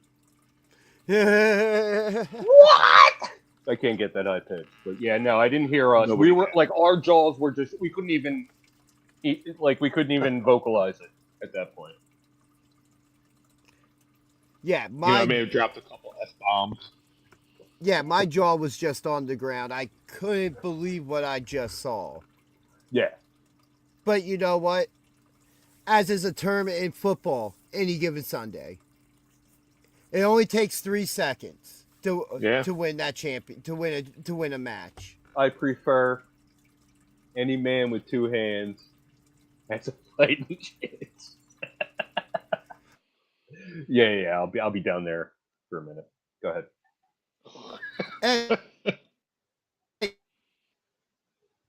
And but you froze up. We didn't hear that. I was going to say, if I learned anything from WWE, people with one leg even have a fighting chance in an ass-kicking contest. I totally thought I was going to the basement there, but or sorry, to catering. Catering is in the basement. Have you been paying attention? I didn't know we had multi-stories in this facility.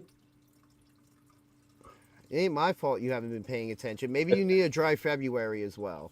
Hey. Oh, damn. So, also this week, there was a SPO show, as there is every Friday night. Heck yeah. And honestly, that shit was fire. We already saw the main event earlier in the broadcast, and we're not going to run through that again. But there were some other matches on the card. Yes, there was. And we actually started off with Commissioner Don Montoya welcoming everybody to the show, who was interrupted by Robbie with a new Twilight Zone-esque theme song. Leave it to Robbie for that. But yeah, I'll let this roll while we're playing a little bit. And then out of nowhere comes Pedro Pablo, which last time we saw him, Robbie had just decimated him with DDT, and him and Jay George just took him out. Pedro showing up for some revenge here after recovering from that injury from the DDT to the neck. I'm assuming we're going to get that match soon. Yeah, Robbie used my footage of that and didn't give me credit, by the way. And then it's just who Robbie is. Well, make sure you talk to him about that this Friday, as him and Jay George will be on commentary. Oh damn! Man. The Which means I'm gonna back have to watch. I'm gonna have to watch it back when I go home and hear what he had to say. Yeah. Because it is always a treat to watch back a show I was just at, but with Robbie commentating. I always like, getting those couple Robbie Sucks chants going, as soon as he steps up on the stage. Last week I started a Shut Up, Robbie, Shut Up chant. There you go. But after that, we did get our opening contest. Yeah. Sam Reaper versus KTB. I think we have time to play this whole match. Yeah, it didn't last long, did it? It did not. It was about 3 minutes. KTB, Kyle the Beast. Yeah, Katie. KDB, as KDB. BJ interpreted it. That's what he Yes. said. Yeah, that is what he said. I am KDB. So, what were your impressions of him? Because it's the first time we've seen him in SPO. Oh, I mean, this guy's a beast. Absolutely. Huge. Dude, I mean, when you look at him compared to Sammy, it was like, And right wow. now he's saying, I came all the way here, and this is what you feed me. And Sammy kind of says, I'm your worst nightmare. And the match starts. Bell's rung. And the fact that he said, this is what you feed me, really added to that, like, essence of beast. He might have Like, said, this is what you give me. No. He did say feed. Did he say? Okay. Yeah, because I had it on my. Oh, I have that my right here. highlight clip. I mean, the one thing I gotta say is Loved I'm it. impressed that Sam Reaper was not scared. There was No, Oh, he went Sam in Reaper isn't hard. scared of anything. He should be, but he's not. Sammy's really been stepping up his game lately. You can see that as he, fights these tougher and more seasoned wrestlers. Like he's really developing a lot of information, a lot of knowledge, and he's picking up things here and there. He's definitely been growing ever since I saw him start. All right, here's the audio. Bring it up!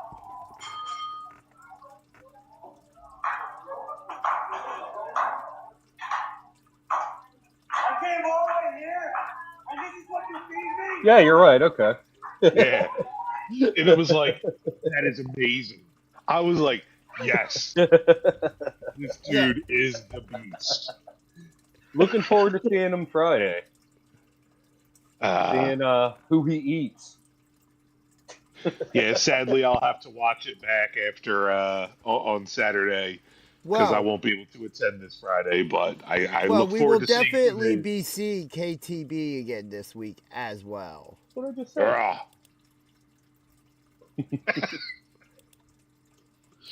Oh, well, So yeah, that was the extent of Sammy's offense for the most part. He gets in some weak stomach punches here, and I'm not saying weak, but you're punching a fat guy in the stomach, like a guy with a big stomach in his. I'm not saying he's fat. Guy with a big stomach in the stomach, it's not going to do much. Yeah, and good night, Sammy. Count it. And just the foot on the chest, no the chance. beast. The beast attacked and won. It was a good hustle, Sammy, but they squashed him. Oh my God! Oh they my killed God. Sammy. They squashed Sammy. and then he did cut a promo afterwards. Which was fire. Who, Katie? Yeah. Oh, I didn't see that. His promo was amazing. What you mean? You were sitting right next to me. Oh, I thought you meant on social media. Okay, yeah. No, in the ring after he decimated Sammy, he cut such a powerful and I can't wait to see what this dude does next. I know he's already been in wrestling for a while now, but Billboard Bill. Ooh. Yes, actually, I did see that. Really? Oh, yeah, Yes. okay.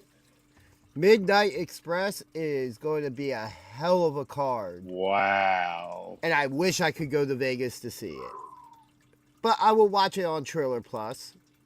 All right, Everybody else who can't go. Like a GoFundMes, responsible right? adult. There's people out there that do GoFundMes, right? Can we get a set up a GoFundMe to get you, the three of us plus Chef, to Vegas? Let's do a Kickstarter. Oh, man. We'd be lucky to get a quarter. Nah, man, there's generous folk out there who just have money to spend. Yeah, but they need to holla in the DM. Well, playing off that comment real quick, just some of the matches that have already been announced. Vandal 48, who we saw this past Saturday. Right. The Kogers and Atticus Koger, Otis Koger, and who? Were the Kogers the Ohio crew? Yeah, Yes. yeah. Okay. Yeah, they will be taking on Blackout. Oh my Ruckus, God! Really? Robbie Illuminati, and Jay George. You You have Mara Sadi from TNA taking on Mara Mercedes Sade. Sade taking on Mercedes Martinez. Marcus Mathers of the WWE ID program taking on Kerry Morton. You got Gangrel versus Matt Tremont. You got I did see that. Dynamite versus Jack Evans. Yeah. Really? Patty boy. I'm proud of you. And more to come. That's awesome. Yeah, dude. So if anyone wants to like send us out to Vegas, Yeah, right. It's not that expensive, right? It's not that expensive to go to Vegas, is it? this isn't e-begging, right? Yeah. Not only is it can't be that expensive to go to Vegas. It can't be that expensive to go to Vegas WrestleMania week. Yeah, no. That expensive, right? Okay, so we take a train, right? Look, I'll get on Here we my go. e-bike and start riding now. I should be there by the time the first bell rings. Wait, do you have a driver's license? All right, I'll get myself out into Pennsylvania first. All right. Okay, because New Jersey just passed that law. I know. So. I know. I am fully aware as a responsible e-bike owner, and having a wife that works at a bike shop. Oh, really? That's cool. So we're probably gonna go over tonight, but we still have like almost 2 full match cards to run through. I mean, it's 7:41, and like, I'm whatever you guys want to do. Oh no, Well- I'm down. I gotta pee again.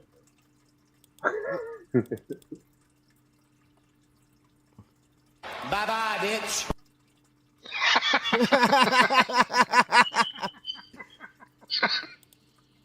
Hold on. There's another sound effect that would go perfect with that, and I don't think it's on. Oh, here it is. Don't play that, because then I'll have to go pee. I'm I already like, stuck around just out of curiosity, and now I regret it. So the next match we had this past Friday night was a scramble match. oh, Was with That was Frankie my Picard. match. Yeah, Frankie Picard, Malik Machiavelli, Oliver, Malik Delvante, Jermaine, Primetime off work. no, just prime off work. Well, what I see written says prime time off. Really? Yeah. Because when I talked to him after the show, he's just like, yeah, just prime off work. I was Captain like, okay. Heel in the chat. 3 letters, 1 word. P. Pete. I gotta go take a pee. Don't play that. I It's told hard- you, it's bad enough I sir, can do hear not your play pitch that now. song. You just took me to the Cat Williams stand up where in the beginning they're doing the I'm a hustler thing and he keeps doing Yeah. the thing. Oh, God, that's great. But yeah, fantastic scramble match. It was my match of the night. Like, I was truly blown away because all of the wrestlers that were in this match, they're all like such up and coming like dynamos in their own right. You know what I mean? Like, I've never. So Malik what was it again? Delvante. Delvante. I'm never saw him before, but he came out and like I'm curious if like in other like organizations if they've teamed up before because like they both are very athletic. Malik Machiavelli and Malik Delvante, like they both have really not similar skill sets, but like they definitely have a very similar style. You know what I mean? And I feel like the match was incredible. Everybody threw down. Jermaine, he did that one drop kick to the back, and I was like, ouch. Doctor says I need a backiotomy. You know what I mean? Prime off work, prime time off work. That There dude. was one spot where both Maliks do the dive through the ropes to the outside. Yeah. Yeah. That match was just non-stop. That's what I Like- loved about it. Yeah. Everybody showed up. Everybody gave 110%.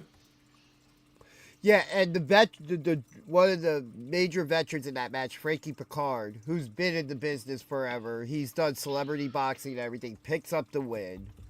Yo, Frankie, man, that finisher was incredible. He threw down like I've always been rooting for Frankie, and like this match was tough because there's a lot that were involved that like I always say he's my favorite. He's my favorite. like recently, I've been all about Prime off work. Like that dude. Oh yeah, dude is I great. love his in ring. Like dude can throw down, and also he's got an awesome concept going. And and then Frankie freaking picking up the win. I was like, hell yeah! Like Frankie's just been showing up more Frankie's and the more. man. Yeah, like the match. Yeah, like BJ said, it's just your eyes were everywhere because everything was just happening. It was very chaotic. It was chaotic, but it was dialed in. I was gonna say controlled, but Yeah, and then next on the card we had Boom Harden versus Ethan Rose. yeah, Boom all the way. Boom is the man. Boom is the man. I know he doesn't like me. He's told me to shut up because I said it before. I say Boom. He thinks I'm I saying bought a shirt. He loves me now. That's right. You did get that sweet LA Lakers color, right? Yeah. Purple gold. Wore last show. Yeah. Yeah, that thing is awesome. Yeah, he loves me now, but I'll have to let him know. I'm like, man, we're fans, man. No, man. Yeah. He just extends your name. I try, but there's no way to emphasize. Ma. How do you Boom? He's so hyped that it's like, boom, suck ma. But I was really surprised, like when I found out that this was the card, like Boom versus Ethan Rose, because Ethan's really been like shining bright the last couple of weeks. Yeah, man, he was in the tournament for the SPO title not long ago. Yeah, like Ethan Rose has been showing up, putting in the work, and like this was a perfect, like it was technical, and Boom's been going, his new kind of label is the best technical wrestler in New Jersey. Well, let's not forget. Let's not forget as well. He is the best technical ice cream sandwich eater in New Jersey. Very true. That is very true. I forgot all about that. I'm sorry. And sorry, I watched that back, and because I know there was some shenanigans as far as the passing the ice cream sandwiches back and forth. He did pass one over, but that's and I can't remember the gentleman's name. Thank you, Tyrod. But Corey Dillinger? Yes, Corey Dillinger. Yeah, but he had originally done it first. He had passed one over initially, so it was legit. Like, Boom ate the right amount. It was the first to finish. Boom finished the right amount first. Meanwhile, these two guys are brawling, and Charlie Tiger's just happy to have an ice cream sandwich in his hand. Yeah, that was the most elegant I had ever seen Charlie Tiger, to be perfectly honest. Who would have thought? But yeah, Boom Harden. But that was last week. Yeah, Boom Harden picks up the win over Ethan Rose. No doubt in my mind. Boom, so like that finish though, the submission lock that Boom put Ethan in, I'd never seen it before. I'd never seen that. Like, I don't have I have video of it on my Instagram, but nothing here to drop on. But like that leg lock was incredible. DG's clicking away. He's got it. Oh yeah, like please, because it goes to show you that there's a reason why Boom is the most technical or the best technical wrestler in New Jersey. Because look at this, like I've never seen this move before, and like just applying the pressure on everything down there, like ouch. It's like an inverted figure four. Yeah, but like ow, he's but pushing just with down. the left leg pushing down on the. Oh man, yeah, you got no choice, dude. You're in the middle of the ring. Like that's the kind of pressure I put when I need to kick my my freaking tire. When you're changing you got to kick the nuts off. Changing my tire. Yeah, when I gotta kick my nuts off. I gotta kick my nuts off. Exactly, tire iron. Yeah. Jeez, I couldn't think of iron. Tire rod. Tire iron.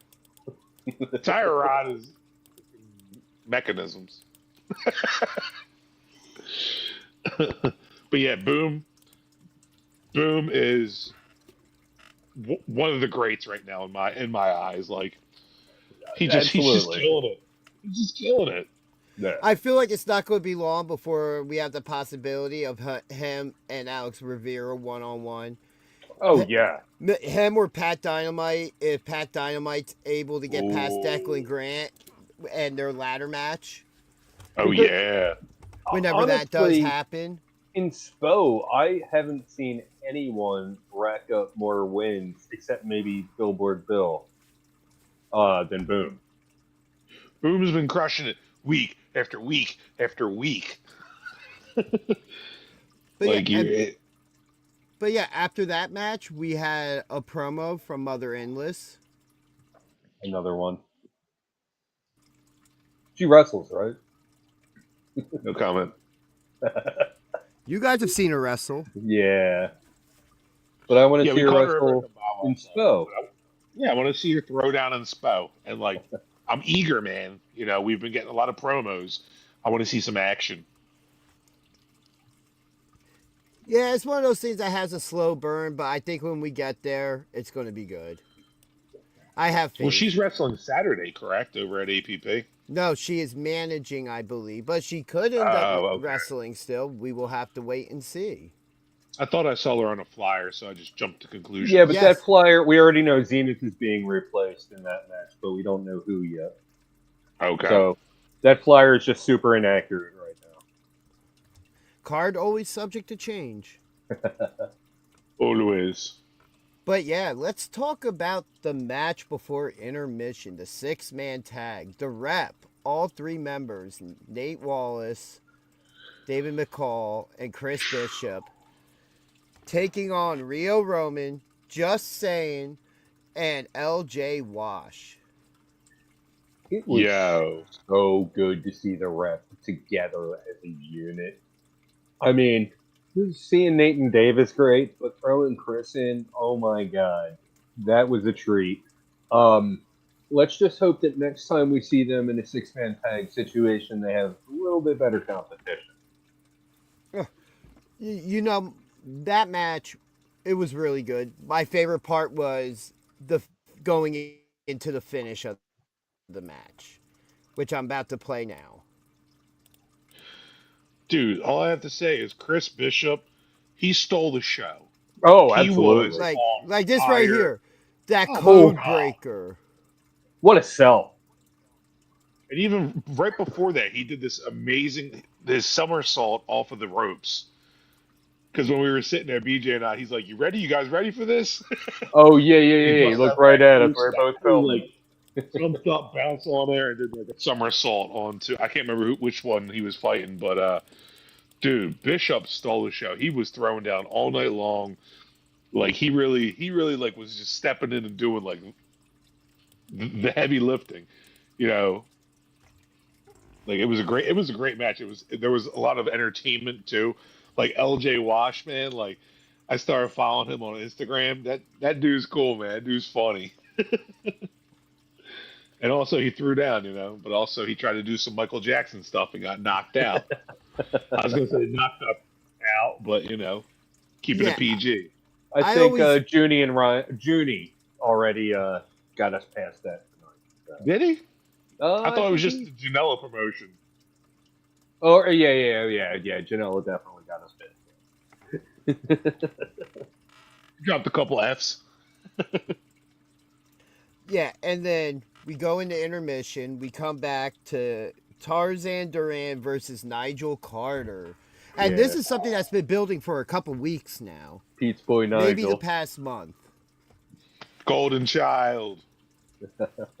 He showed me something, man. He really showed me something, but he also showed me that Tarzan is the absolute man. That match was my number 2. Like number 1 of the night was the 6-way scramble. This was my number 2 match of the night because you know we've seen Nigel Carter wrestle over the past he's been at pretty much every SPO show in some capacity. But in multi-man matches and stuff. Yeah, and we haven't really seen him shine in the spotlight, and he pulled out some moves that I was just blown away by, especially when he did that somersault over the ropes, cleared it. I was just like, Didn't know this was in your skill set, man. Like, he really threw down. But like you said, man, Tarzan Duran is a tough competitor, and to truly defeat him, Nigel's still He's young. not there. Yeah. He's not there yet. He's But still young the in the history game. with this one being so Malik Machiavelli and Nigel had a match maybe a month ago, and about 3 minutes into the match, Tarzan just comes out and just destroys everybody. So Yep. And Go then on. we also see after that match a short video package from, I think I saw it posted online afterwards, where Nigel goes up to Malik. They shake hands, and where it's the enemy and my enemy is my friend type deal. Okay. Especially after Death Cult's debut, and he just destroys Nigel Carter. I think I saw that promo being filmed. Yeah, we were chill. We were standing there before we left, and yeah, because somebody was talking, and I was like, "Shh." I think it was yeah. Kathy. Yeah, of course. Shh, they're cutting the promo. But Tarzan picks up the win. We get the debut of Death Cult, who completely, like I said, decimates Nigel Carter. Tarzan cuts a promo. So Tarzan's not alone anymore. And him being a heavy hitter himself, has now another heavy hitter with him. Now, is Death Cult from a different promotion? I'm not familiar with him. I Prior believe to, he's from Catch Point, Okay. where Oh, he trains okay. at. So Gotcha. Death Colt, like COLT. So is he like Yes. part horse? I don't know. Next time you see him, you can ask him that question. Is he a centaur? You know, I thought I Centaur. saw half horse body on him. No, I don't know. I found the spelling wrong. All right, so then Yeah, I had initially when they said it, I thought it was Death Cult, like CULT. no, COLT. Gotcha. Yeah. I'll have to correct that. Like the horse. So then after that, we have Isaac Scythe coming out for a match. Oh with, yeah. With Yeah. PWU champion JP Grayson. Yeah. And now we want to talk about something short we can show everything of. Let's just show that real quick. Yeah. Yeah. So this is Isaac coming out. Isaac, you got a future ahead of you, but tonight wasn't your night. But notice this is the second time now where JP has run out and attacked an opponent in their entrance. He did it to Rick, and now he did it to JP. He's Very just rude. He's just that disrespectful, but it's justified. Super rude. Right? I mean, of course, he always says everything's justified. But you know what? It was rude. I mean, he's our champion. He is our champion. Did you He's- hear the he is- reluctance in my voice to say what I was saying? I did. But also at the same time, he is a great wrestler, and we have to acknowledge that. We don't have to acknowledge him. We just And have to there it acknowledge is. that. Now, Oh yeah, absolutely, yeah. Now after that, he brings out the Gumar, Angel Orsini, and they cut a promo. After suspension. Yes, who returned from her suspension, and well, it looks like they're going to be trying to get Don Montoya out of office per se,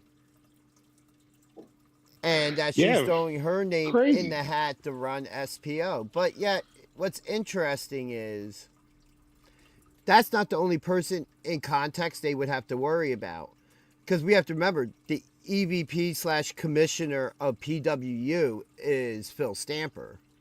Yeah. Where's Phil been? He's the president of wrestling. He's doing presidential things. All right. But like, Don Montoya's been, been suspending people left and right, and like, it's kind of like it's not justified. You know what I mean? Like all the suspensions. That's why things went down the way they did the other week. Now that you mention it, I kind of feel like Don Montoya has been kind of out of control. A little I mean, bit, but man. at the same time, he's trying to keep things in line. If people are going to keep interfering in the outcomes of matches, you can't constantly have all that chaos. Because what Angel and Dewey have been doing to help JP has resulted in changing the outcomes of matches directly. Listen, I'm never, ever, ever, ever, ever, ever, ever, ever, ever, ever going to defend Dewey Donovan. Never going to defend Oh, him. shit. But all I'm saying is a lot of wrestlers do some crazy things and they don't get suspended. I feel like Don Montoya has been suspending a little bit over his budget. Yeah. Well, then you know what? It's a prove a point. If you're going to mess with the bull, you better be ready for the horns. And he's warned everybody beforehand. He has given he's been fair and given a warning beforehand that they need to stop, or else you're going to have consequences for your actions. FAFO. That's all I'm saying. But then. Am I going to say that maybe it's over the top for some of these things, like Robbie being suspended from in-ring action? But then, let's get to the next. My argument takes place during another match on that card.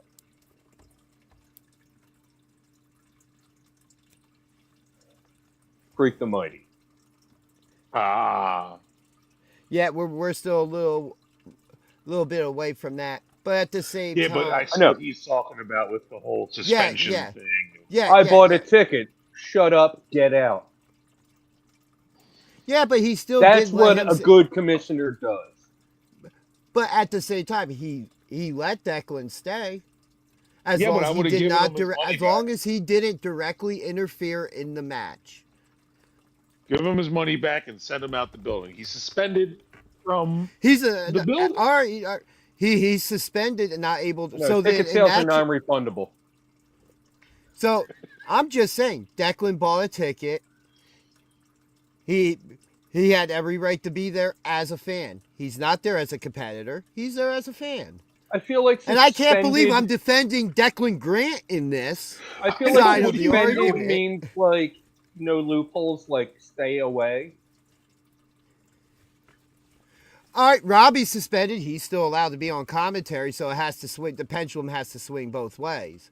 I think Don specified that it was suspended from in-ring action, whereas I think he suspended Declan. He kicked Face out of the building. He kicked Angel, or he suspended Angel. And those held up. Well, not the Face. Face didn't hold up. Well, Skills has some amazing managers, and Don Montoya has an authority problem.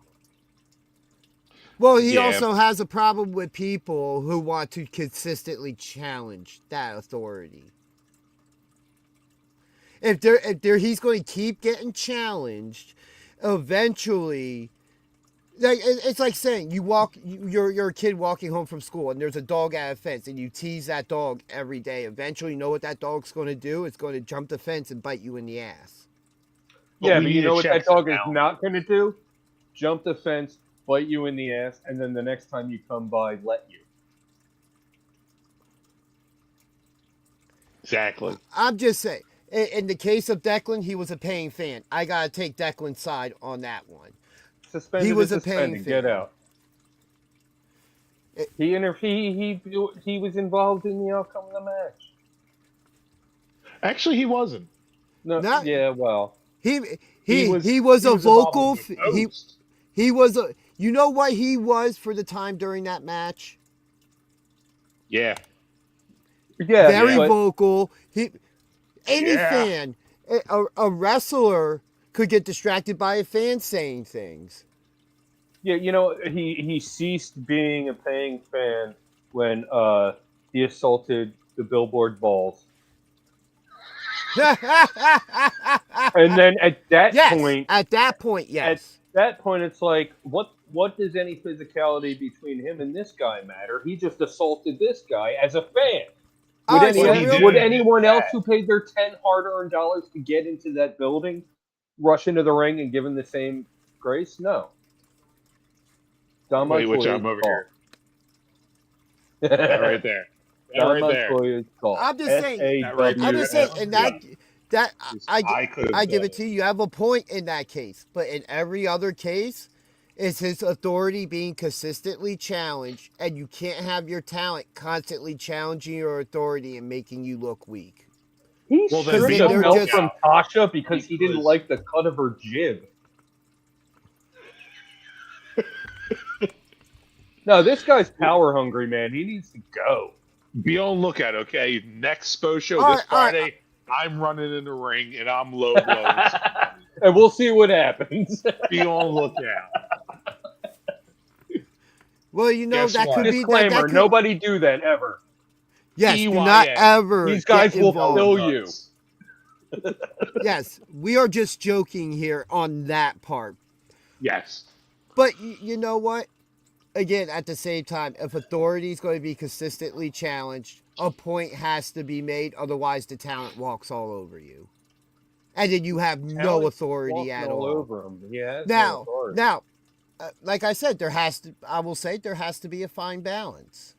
he abused what little he had, and now it's like he's getting walked all over. Well, look at the type of talents that are challenging him. You're talking about our world champion. We're talking about a GM in a professional wrestling promotion. who still has power and authority. Well, we'll see what happens with the Angel. Well, Cult of personality. We don't know what grounds she has to like be campaigning right now. Well, But how does this vote even occur? Who elects who gets to be the commissioner? Like, I don't even think Angel knows. Listen, Angel, I don't want her to be commissioner. I'm sorry. Like, I mean, she did have a misspelled, poorly worded sign. I mean, also, I would say this. poorly I lettered. don't- I was wrong. Poorly I- lettered. And it I wasn't wouldn't- misspelled. You know, Yeah, if I've I learned said- anything in professional wrestling, I don't want the person who the champion can have in their back pocket to dictate the outcomes of all their matches, because now, again, that authority is being used and abused in a worse Exactly. way than just suspending people Yeah. that are challenging the authority, and he has to make a point, because if he doesn't do it, the rest of the locker room is going to continuously do the same thing. Yeah. Yeah, it's a very much gray area, but I gotta say, in the overall aspect, if I'm weighing the pros and cons, I'd rather have Don.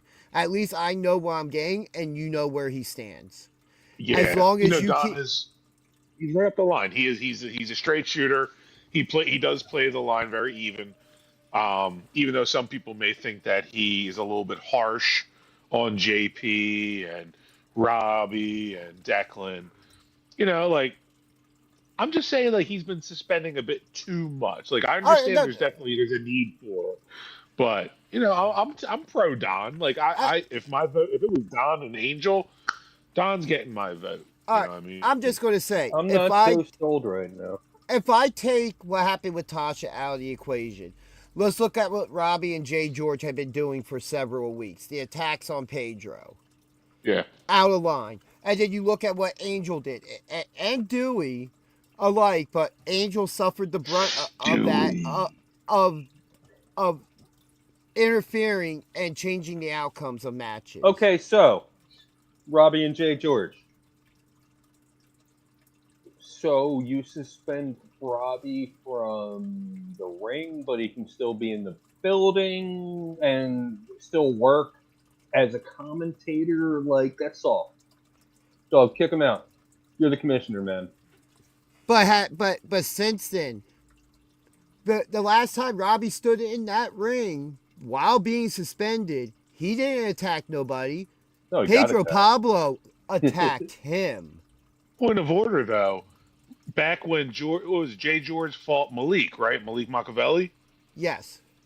And Robbie interfered not once, but twice. Well, They it's were all Blackout. What do you expect? There's two things I shouldn't can even- expect if from but if he's Blackout, all suspended- right? If he's suspended, he shouldn't even be ringside. Right. Shouldn't be in the building. Yeah. Not. Well, I'm just saying. In this past month, Robbie has been advertised as being on commentary. He's only suspended from in-ring competition. He keeps up his shenanigans. The next step would be barring him from the building. In this case, Don's like, I'm going to allow you to show up and do the job that we're advertising you for. You're just not allowed to compete in that ring.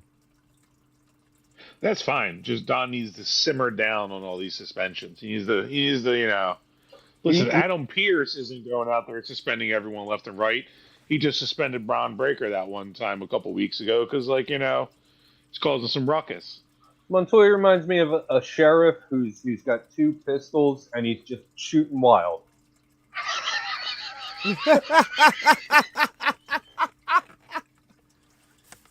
Oh man, absolutely. He's out of control. But we still have a couple more. But we still do have a couple more matches to talk about. And since we kind of transitioned into talking about it already because of Declan Grant, let's talk about Freak the Mighty taking on Controlled Chaos. Look at how big they are. They're huge. They're huge. Yeah, man. I love both of these teams, man, but Freak the Mighty's unstoppable. Well, we were talking, just real quick before, we were talking about Death Cult. He just followed us on Instagram. So everybody else, fall in line, just like Death Cult, and follow at BJDG Talk Wrestling. No. Not on Instagram, though. Here. No, follow us here. Instagram, Facebook, Twitch. Follow it all. Wherever BJDG Talk Wrestling is, follow. All the links. All the links you see down here at the bottom of the screen. OnlyFans, GoFundMe. That's BJ's no, don't Thursday go fund. morning. Don't go fund him. Go fund me, damn it. But anyway, back to this tag team match. Let me just say, the fact that Controlled Chaos was involved initially blew me away.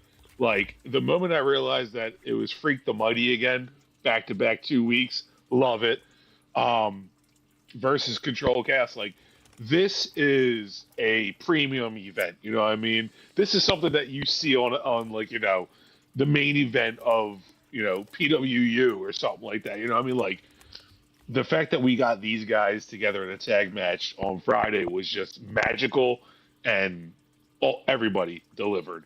If you saw our DJ and Pete Talk Mawa special 2 weeks ago, then you know how we feel about Controlled Chaos, man. These guys are just amazing. Or if anybody has watched the Tuesday show for the past 2 or 3 months, Controlled Chaos, we absolutely love. I got to actually speak with them a bit on Friday after their match. Oh, nice. Just gave them their flowers and everything, and they appreciate that we talk about them and stuff like that, and that we're fans, because how can you not be fans of them? Oh, they're amazing. Oh, absolutely. They're absolutely amazing. And just, I recently came across some 20-year-old footage of Papa Juice. Oh my God, dude! Like, he could go back then. It's just, I need to learn more about these guys. Like, you know what I mean? I know they're a father-son team and everything. It's just I got to hear their story, man. I would love to have those guys on at some point. Oh my God, that'd be amazing. The one thing that I told him that was awesome was when we were talking about the tag team match they had with Primal Fear, and then they tagged us in a story with they were like, "Here you go, fellas." Yeah, no, that was dope. Yeah, they are absolutely amazing. Top they're talent a class on act. indie wrestling. They're a class act, and in ring, they're better than anybody. Yeah, and if promoters are not booking these guys for their tag team division, they're missing out. Well, on what's really funny adding is something special to it. Yeah, when we were hanging out after the show and they came out, we were talking with Papa Juice and Kid Chaos a little bit, and Papa Juice is like, he's like, sometimes I feel like we're going too fast, and I'm like, well, of course that's what you guys do. You're chaos. You're Controlled Chaos. Yeah, exactly. Yeah, man. and like everything I've seen, I've just loved every second of it. Those guys are amazing, and Yeah. I like when I get to cheer for them. Well, And like on the especially contrary, and it's a moment where it's them versus Freak the Mighty, and you're just like, now I'm just here for a good time. Like, yeah, And part of the me crowd has, was just there for a good time. They were Yeah. sharing everything. No booze were to be everything. had. Nope. and we 'Cause, already, like, so technically, we already talked about the main event with Ryan and Juni during our first hour of the show. So we actually only have one more match to talk about after this. And it was All the right. match that preceded it. The SPO Championship match with Alex Rivera Ooh. defending against James Gray.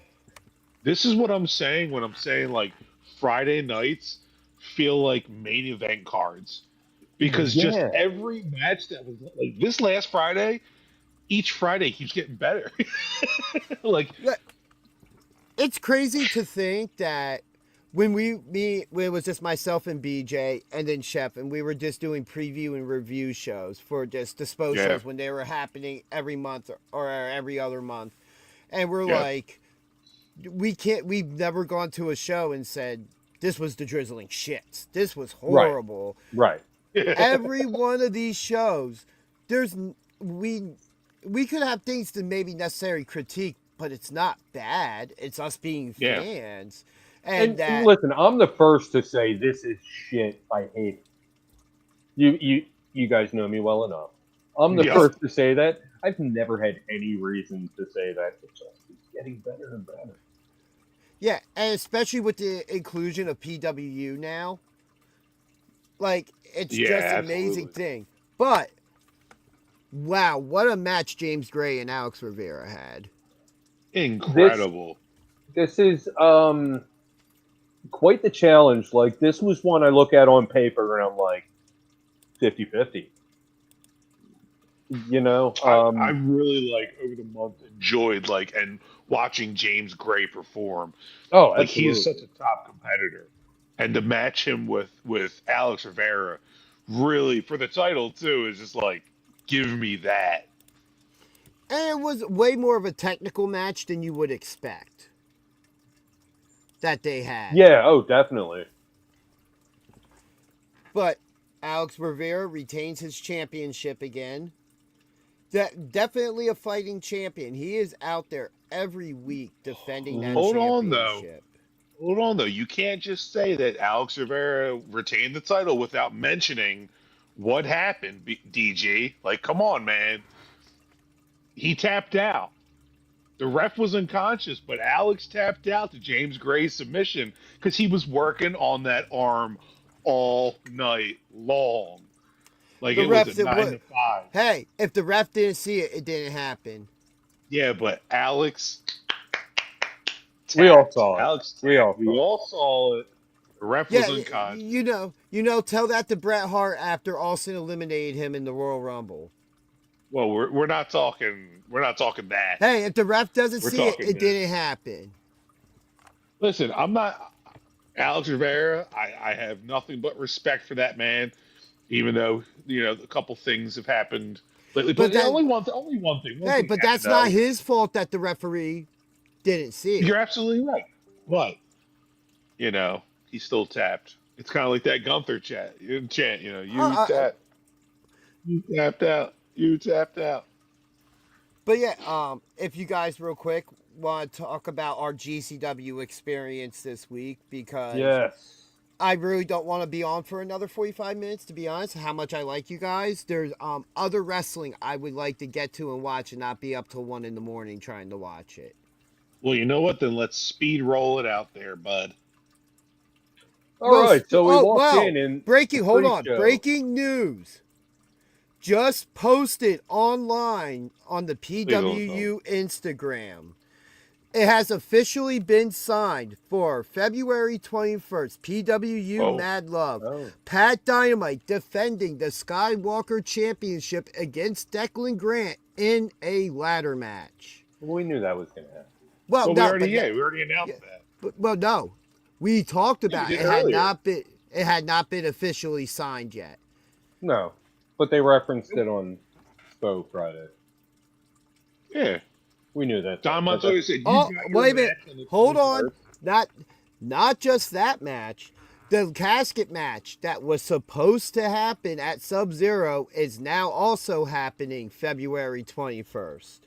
No We way. have a lucky scramble and What? a musical performance by Lavari. It has all been just announced.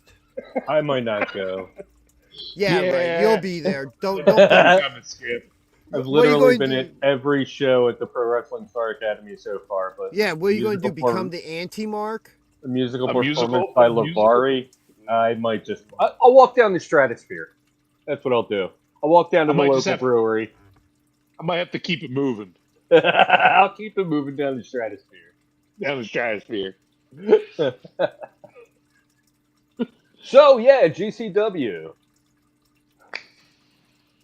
The first match was Juni's match. Yeah, well, that was Which the pre-show.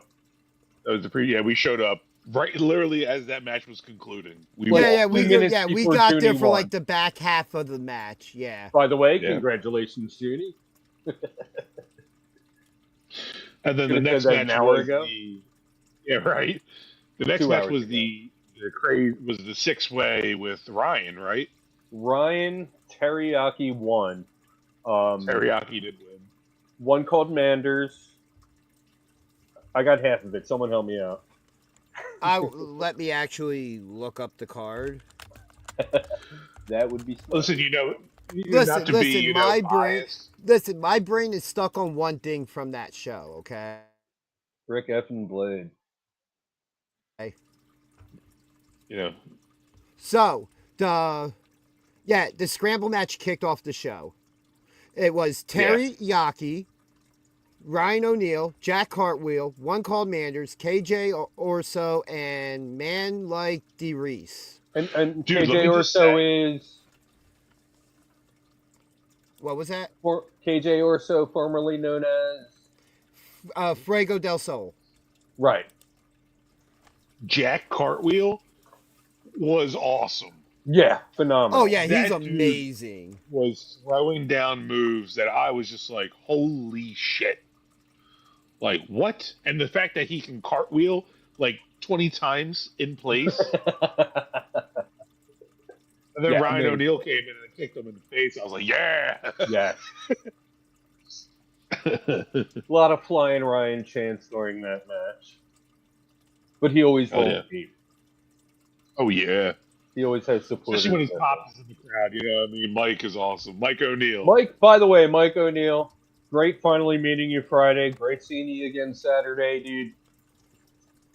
You're a real one, man. And Yeah, son is and the your man. son is super talented. Yeah. Well, we also met Ryan's mother. We also did, yes. Separately. Yes. Separately, yeah. But yeah, an amazing show. Tasha Steeles defeated Janai Kai. I believe I'm saying that correctly. Who has I a believe so. very original look to her. I Very was much so. impressed. I was impressed with her It's ability. not the first match of hers I've seen, just the first one in person I've seen. Okay. And yeah, she's impressive. Very much a martial artist, and it shows in her style. Nice. We had Don Freeze defeating Ruckus. Wow. Yeah, that's my boy Don Free. I wish I would have looked at the card for this show last week, because that was like all I could talk about was like how much I want to see Don Freeze versus Ruckus. And I didn't know that it was already booked for a show that I was already going to be going to. So Yeah, and how Like, much those what are the two just odds? mirror. Those two no. mirror It each was other. like father and son in the backyard. And the funny part is, after the match, every time I stepped outside to use the restroom, I would see them just hanging out and just like talking. You know and what? just, like, I don't feel like it's more father son. I feel like it's uncle and nephew. Fair enough. somehow. Yeah. No. I got you. But yeah, they those two put on a great show as well. No, And then like, after that, we had the PWU Trent Acid Legacy Championship match, which we already talked about. yeah, we already talked about that. We only need to revisit that one. Don't worry, Rick. We still love you, man. We know Oh, yeah. you'll get that title back. And then we had a 6-man tag team match. Gringo Loco, Vengador, and Samurai Del Sol defeating Which Ray is Horus. Kalisto. I believe so, yeah. Defeating Yeah. Ray Horus and the Spectral Envy, which is Frightmare and Hollow Wicked. Right. Yeah, I wasn't really in the room for this match. Nah, neither was I. I met a guy outside. I was having. I had to go reset my brain after seeing Rick Blade lose the title. That was Kinda not the same. This match was way earlier than Rick Blade. This match was like right after. No, the 6-man tag. Wasn't it? There was 2 6-man tag matches. That one was because that's when I went outside because I had to walk out after Rick Blade lost the title and let my brain reset. Yeah, you're right. See, listen, like I'm so like used to Rick Blade being at like top of the card, like the SPO and PWU events. That's why I thought the match was much later in the event. Yeah, But- you got some footage of Personal this one. We were outside. Yeah, I only got a couple clips, and I look back at them. They weren't really much of anything. But by the way, Rick Blade actually had told us at one point after his match that the ropes weren't very tight, and at one point he went to like get up on the second rope, and it looked like his like leg was giving out. But what was really happening was the rope was actually like spinning on him, so he couldn't like get a grip with his foot. And to my understanding, I missed most of the match, but that was affecting the luchas, preventing good lucha things from happening. Yeah, and then Yeah. we had a match of big men, Cruel versus Beastman, who we have seen before taking on Big Billy Gold. This match was just brutal. 2 giant dudes just beating the living hell out of each other. Yeah.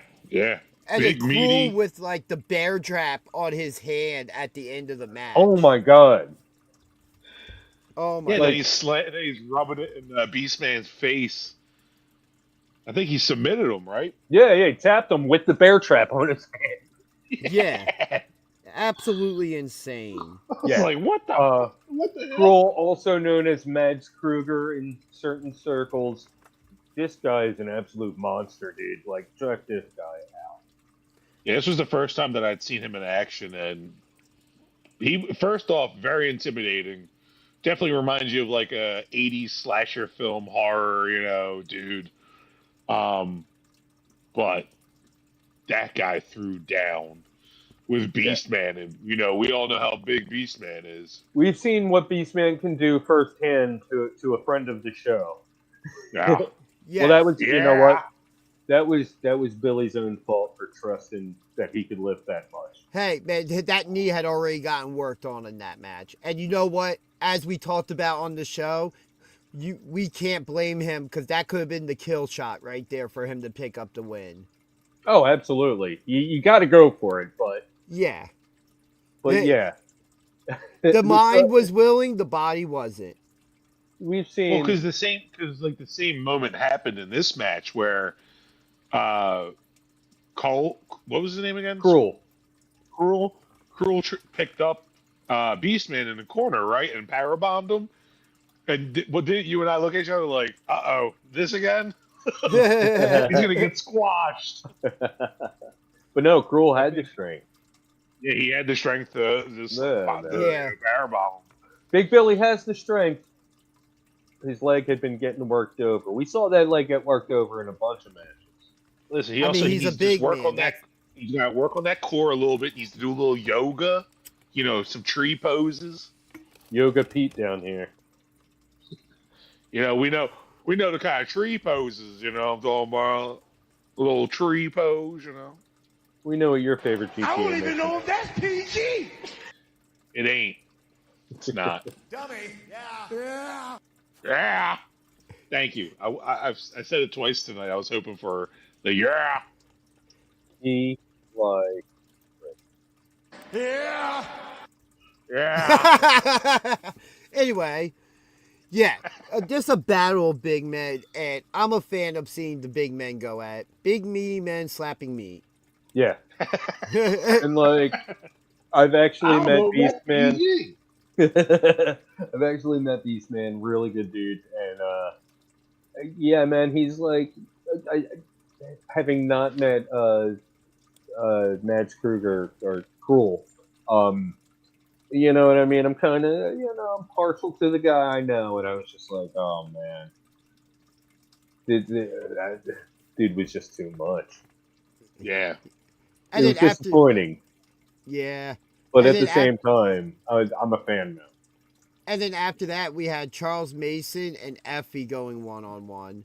Mason picking up the win, which real quick before we talk about the match, after the show, I'm walking by his merch table. And I shake hands with him, and I'm like, hey, man, good win out there. His reply to me, yeah, I know. I was in there and I won it. Well played, sir. Well played. I was there. I won it. I know, clearly. Moron. And we thought this was Stupid going to be the Mark. main event. We thought this one was going to be the main event until we realized why it was. Yeah. And Oh, in the yeah. main event, which was originally a tag team match, which was just supposed to be two members of Vandal 48 taking Atticus on... and Otis against Bear Bronson and Matt Tremont. better known when they're a tag team as Bear Dozer. As Bear Dozer versus Vandal 48. But we get them coming out. I believe it was Bear Bronson already in the ring. Yes. And Matt Tremont's music hits, but they come out instead. Separate And then- ways, worlds apart hits. The crowd Yeah. is hype. It gets to the part where you would normally see Tremont bust through the curtain. But nope, instead it's them. And they're jumping Bear Bronson. Slade comes out to make the save. And then Matt Tremont eventually makes his way out. And we get announced to us that this is now a 6-man tag team match. Anything goes. And boy, did anything go in this match, including, I think this was the match with the kitchen sink. I can't verify that because I only saw about maybe 25% of what actually happened in this match. I haven't Same. watched back. I haven't watched it back on Triller yet. So. I was over on the side and I couldn't see a lot of action because there were too many people in front of me. But I do know, I think it was Matt Tremont I saw pick up a kitchen sink and hold it above his head. I definitely know there was a sink involved, but yeah, like BJ, I couldn't even see like halfway through that crowd. And they did finally turn on the screen for like 30 seconds so we could see over there, but then once they started bringing back the in-ring action, they cut the camera, even though there was still stuff going on over there. Yeah, that's it. There was a lot of spots that were over on the other side of the crowd that we were standing at that I wish that they were actually using the screens in there to show us what was going on, because Yeah. there was a lot of people in there. You know what? I was disappointed about one thing. So before What's the that? match, we saw doors with barbed wire on them being taken to the ring. And then these two cool, really looking steel chairs that looked identical. I'm about to show the picture of the one. So I pointed it out to you. You did, yeah. And just this chair here, wrapped in Look at barbed that. wire. I shall die here, written on it with GCW. And I can't 66666, I guess. Deathmatch United, and I can't make out what's in the other corner. But this chair is just sick. Like, that's great. Gorgeous. Perfect. And then what happens? It never doesn't gets get used. used. I don't think so either one got used. There were two of them, and I don't think I ever saw either one of them get used. One of them did get used because I know somebody got like body slammed onto the one on the other side of the ring. It was when that door, the door with the barbed wire, was in our corner, and it was like impossible to see what was going on around it.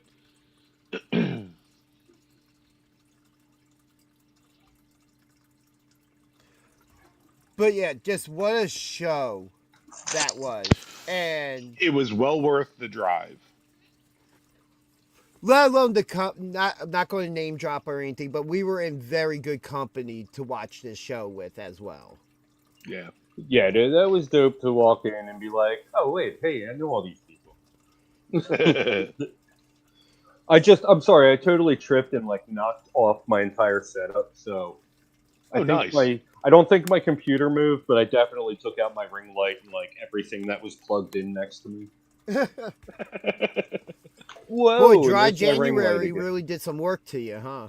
No, it was just that I really had to pee, so I got up and like took a mad dash, but I misjudged and there's wires here and they took me out. Yeah. Yeah. That's not applause. That's a water. Yeah, no. It sounded like applause. I'm still trying to plug stuff in and figure out what it is.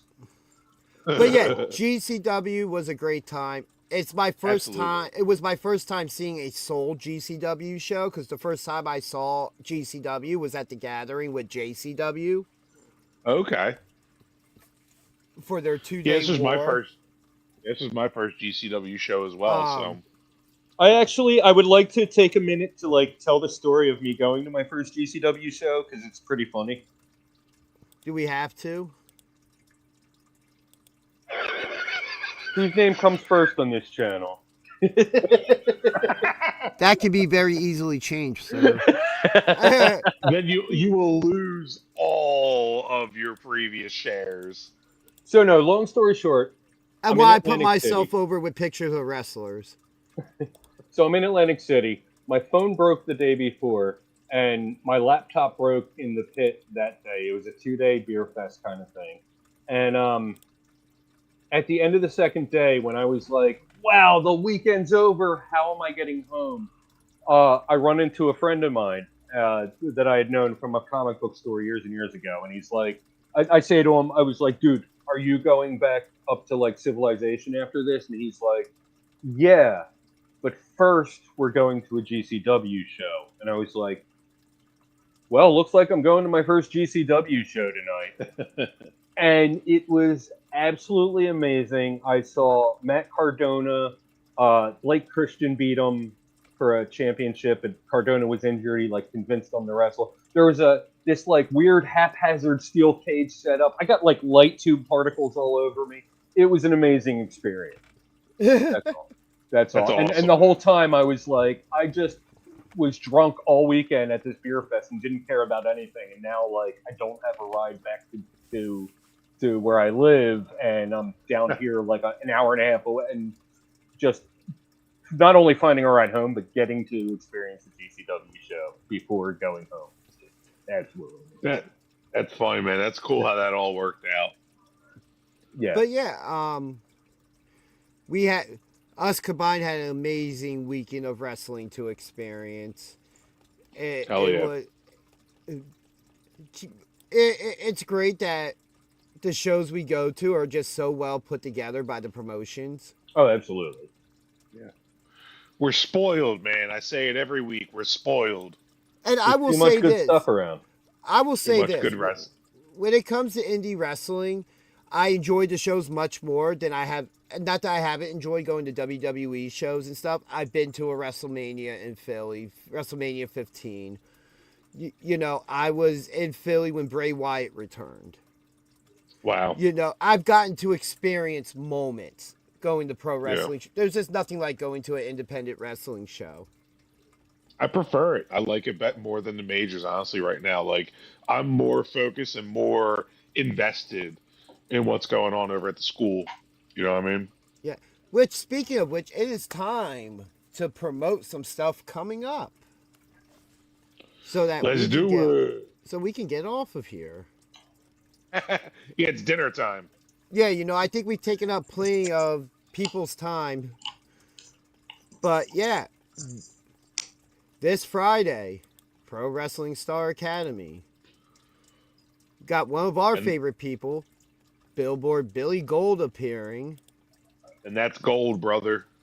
We'll have Jay That's- George and Robbie Illuminati of Blackout back on commentary, which going back and watching these shows, even after seeing them live, just to hear the commentary is worth it. Robbie's funny, but you still suck, Robbie. We have Pat Dynamite appearing, which now we would That's have to my assume champ. will be talking about his upcoming ladder match with Declan Grant, Yeah. which we really thought this was over, but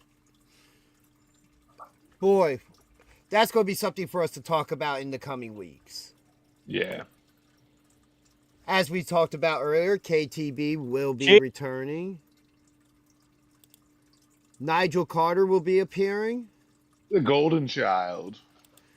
Our PWU World Champion, Justified, JP Grayson appearing. Justified trash. Tarzan Duran, wow. Yeah. Yeah. Yeah. SPO Champion, Alex Rivera. And one match that we know of so far, Malik Machiavelli taking on Death Cult after what Centaur. happened last week. My money's on Malik. But wait, there I'm is for the more. Centaur. Yeah, but wait, there is more, because then there's wrestling this Saturday as well. Yeah, which I will be at after BJ and I go to. After BJ and I go to Spellbound Brewing.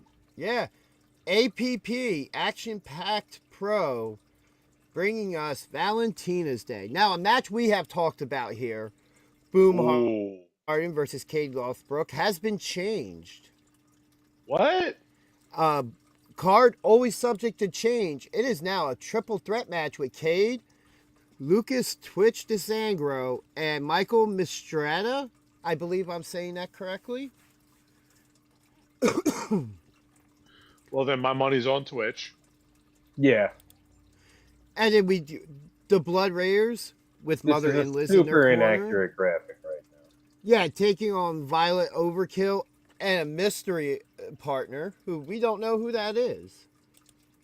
Sydney Wild Wild West taking on the Gumar, Angel Orsini, who apparently also wants to be SPO general manager.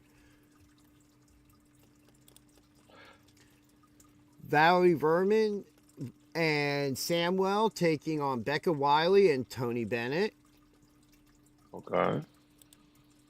Angel Metro will be in action as well. No opponent Yeah. announced yet. Maybe Ooh. she could be the mystery tag team partner. Oh. And then the main event, Valentina Vasquez defending the APP championship against Tiffany Grady. I mean, Tiffany's been calling out Valentina for like months now, right? So Yeah. I'm glad that this is finally like we're going to Not get to only- see some action on this. Not only Yeah, that, also Tiffany's just just been squashing everybody. Yeah. And just real quick, I Yeah. forgot to mention the tag team match is for the SWF Tag Team Championships. But we don't know who Violet will be teaming. Yeah. And we still got a bit more things to plug here. Valentine's Day. Mickey Knuckles will be doing a seminar at the Pro Wrestling Star Academy. You know, she doesn't like being called a legend, but that is what she is respectfully. And it's a great opportunity for talents to learn from somebody like her. Hell yeah. And even though I don't have the graphics, then the next week, February 21st, PWU Mad Love, who is That's a good featured enough on graphic. the graphic, the lovely Angel Metro. And then something just announced, Sideshow Pro Wrestling coming to the Pro Wrestling Star Academy. I'm looking forward March to this. 15th. Oh, yeah. And it's only $5 to get in. Oh, what? Come on, everybody should be there then. Everybody should be there. Yeah. And, you know, we've had one talent announcement already. The world's largest hobbit, Billboard Billy Baggins. We're gonna try to get him on this show. I called him B to the third power. The true Triple B. Yeah, there you go. Triple But B. yeah. Guys, it was an awesome week of indie wrestling for us. Oh, absolutely. And even tonight was awesome too. Getting to interview Juni and Ryan, like, what the hell? Oh It my was god, awesome. yeah. Those Yeah, guys which are you- great. Yeah, which again, thank you to those guys for being on the show today.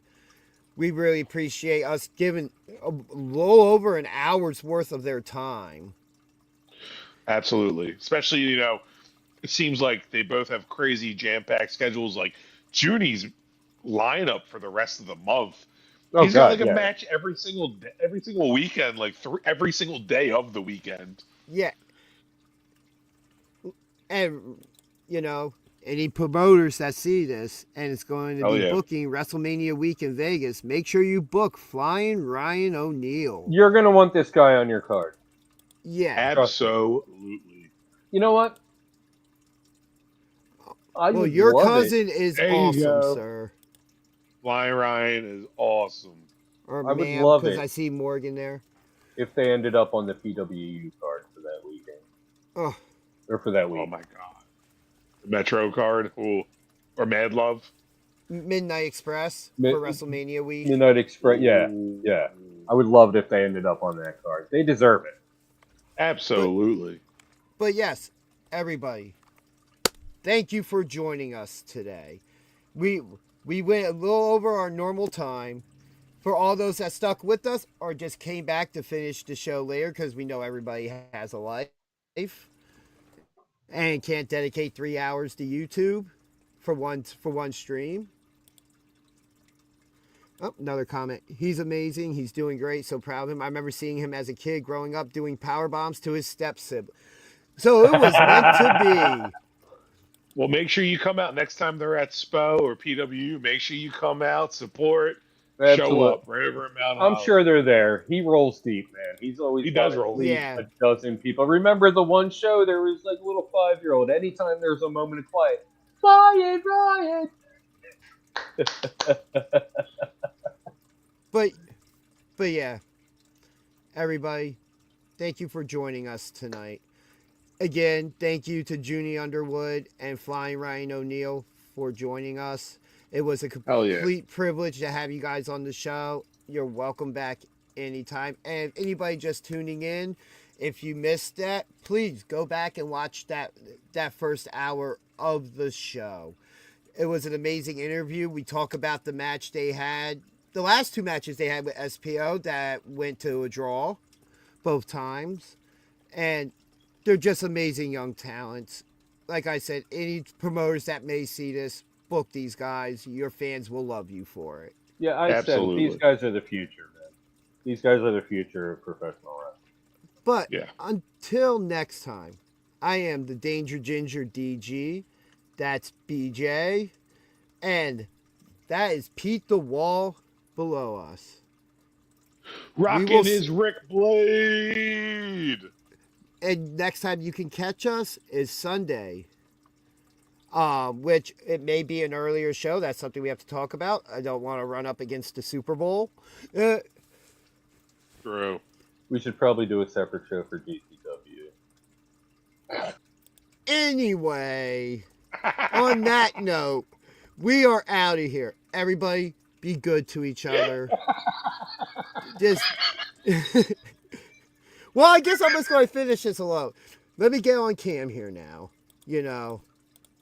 Everybody, be good to each other. Hey, get back in the basement. Everybody, be good to each other.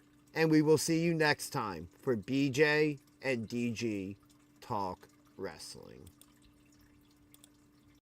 This is Justified. J.P. Grayson, PWU World Champion. And you're watching BJ and DG Talk Wrestling.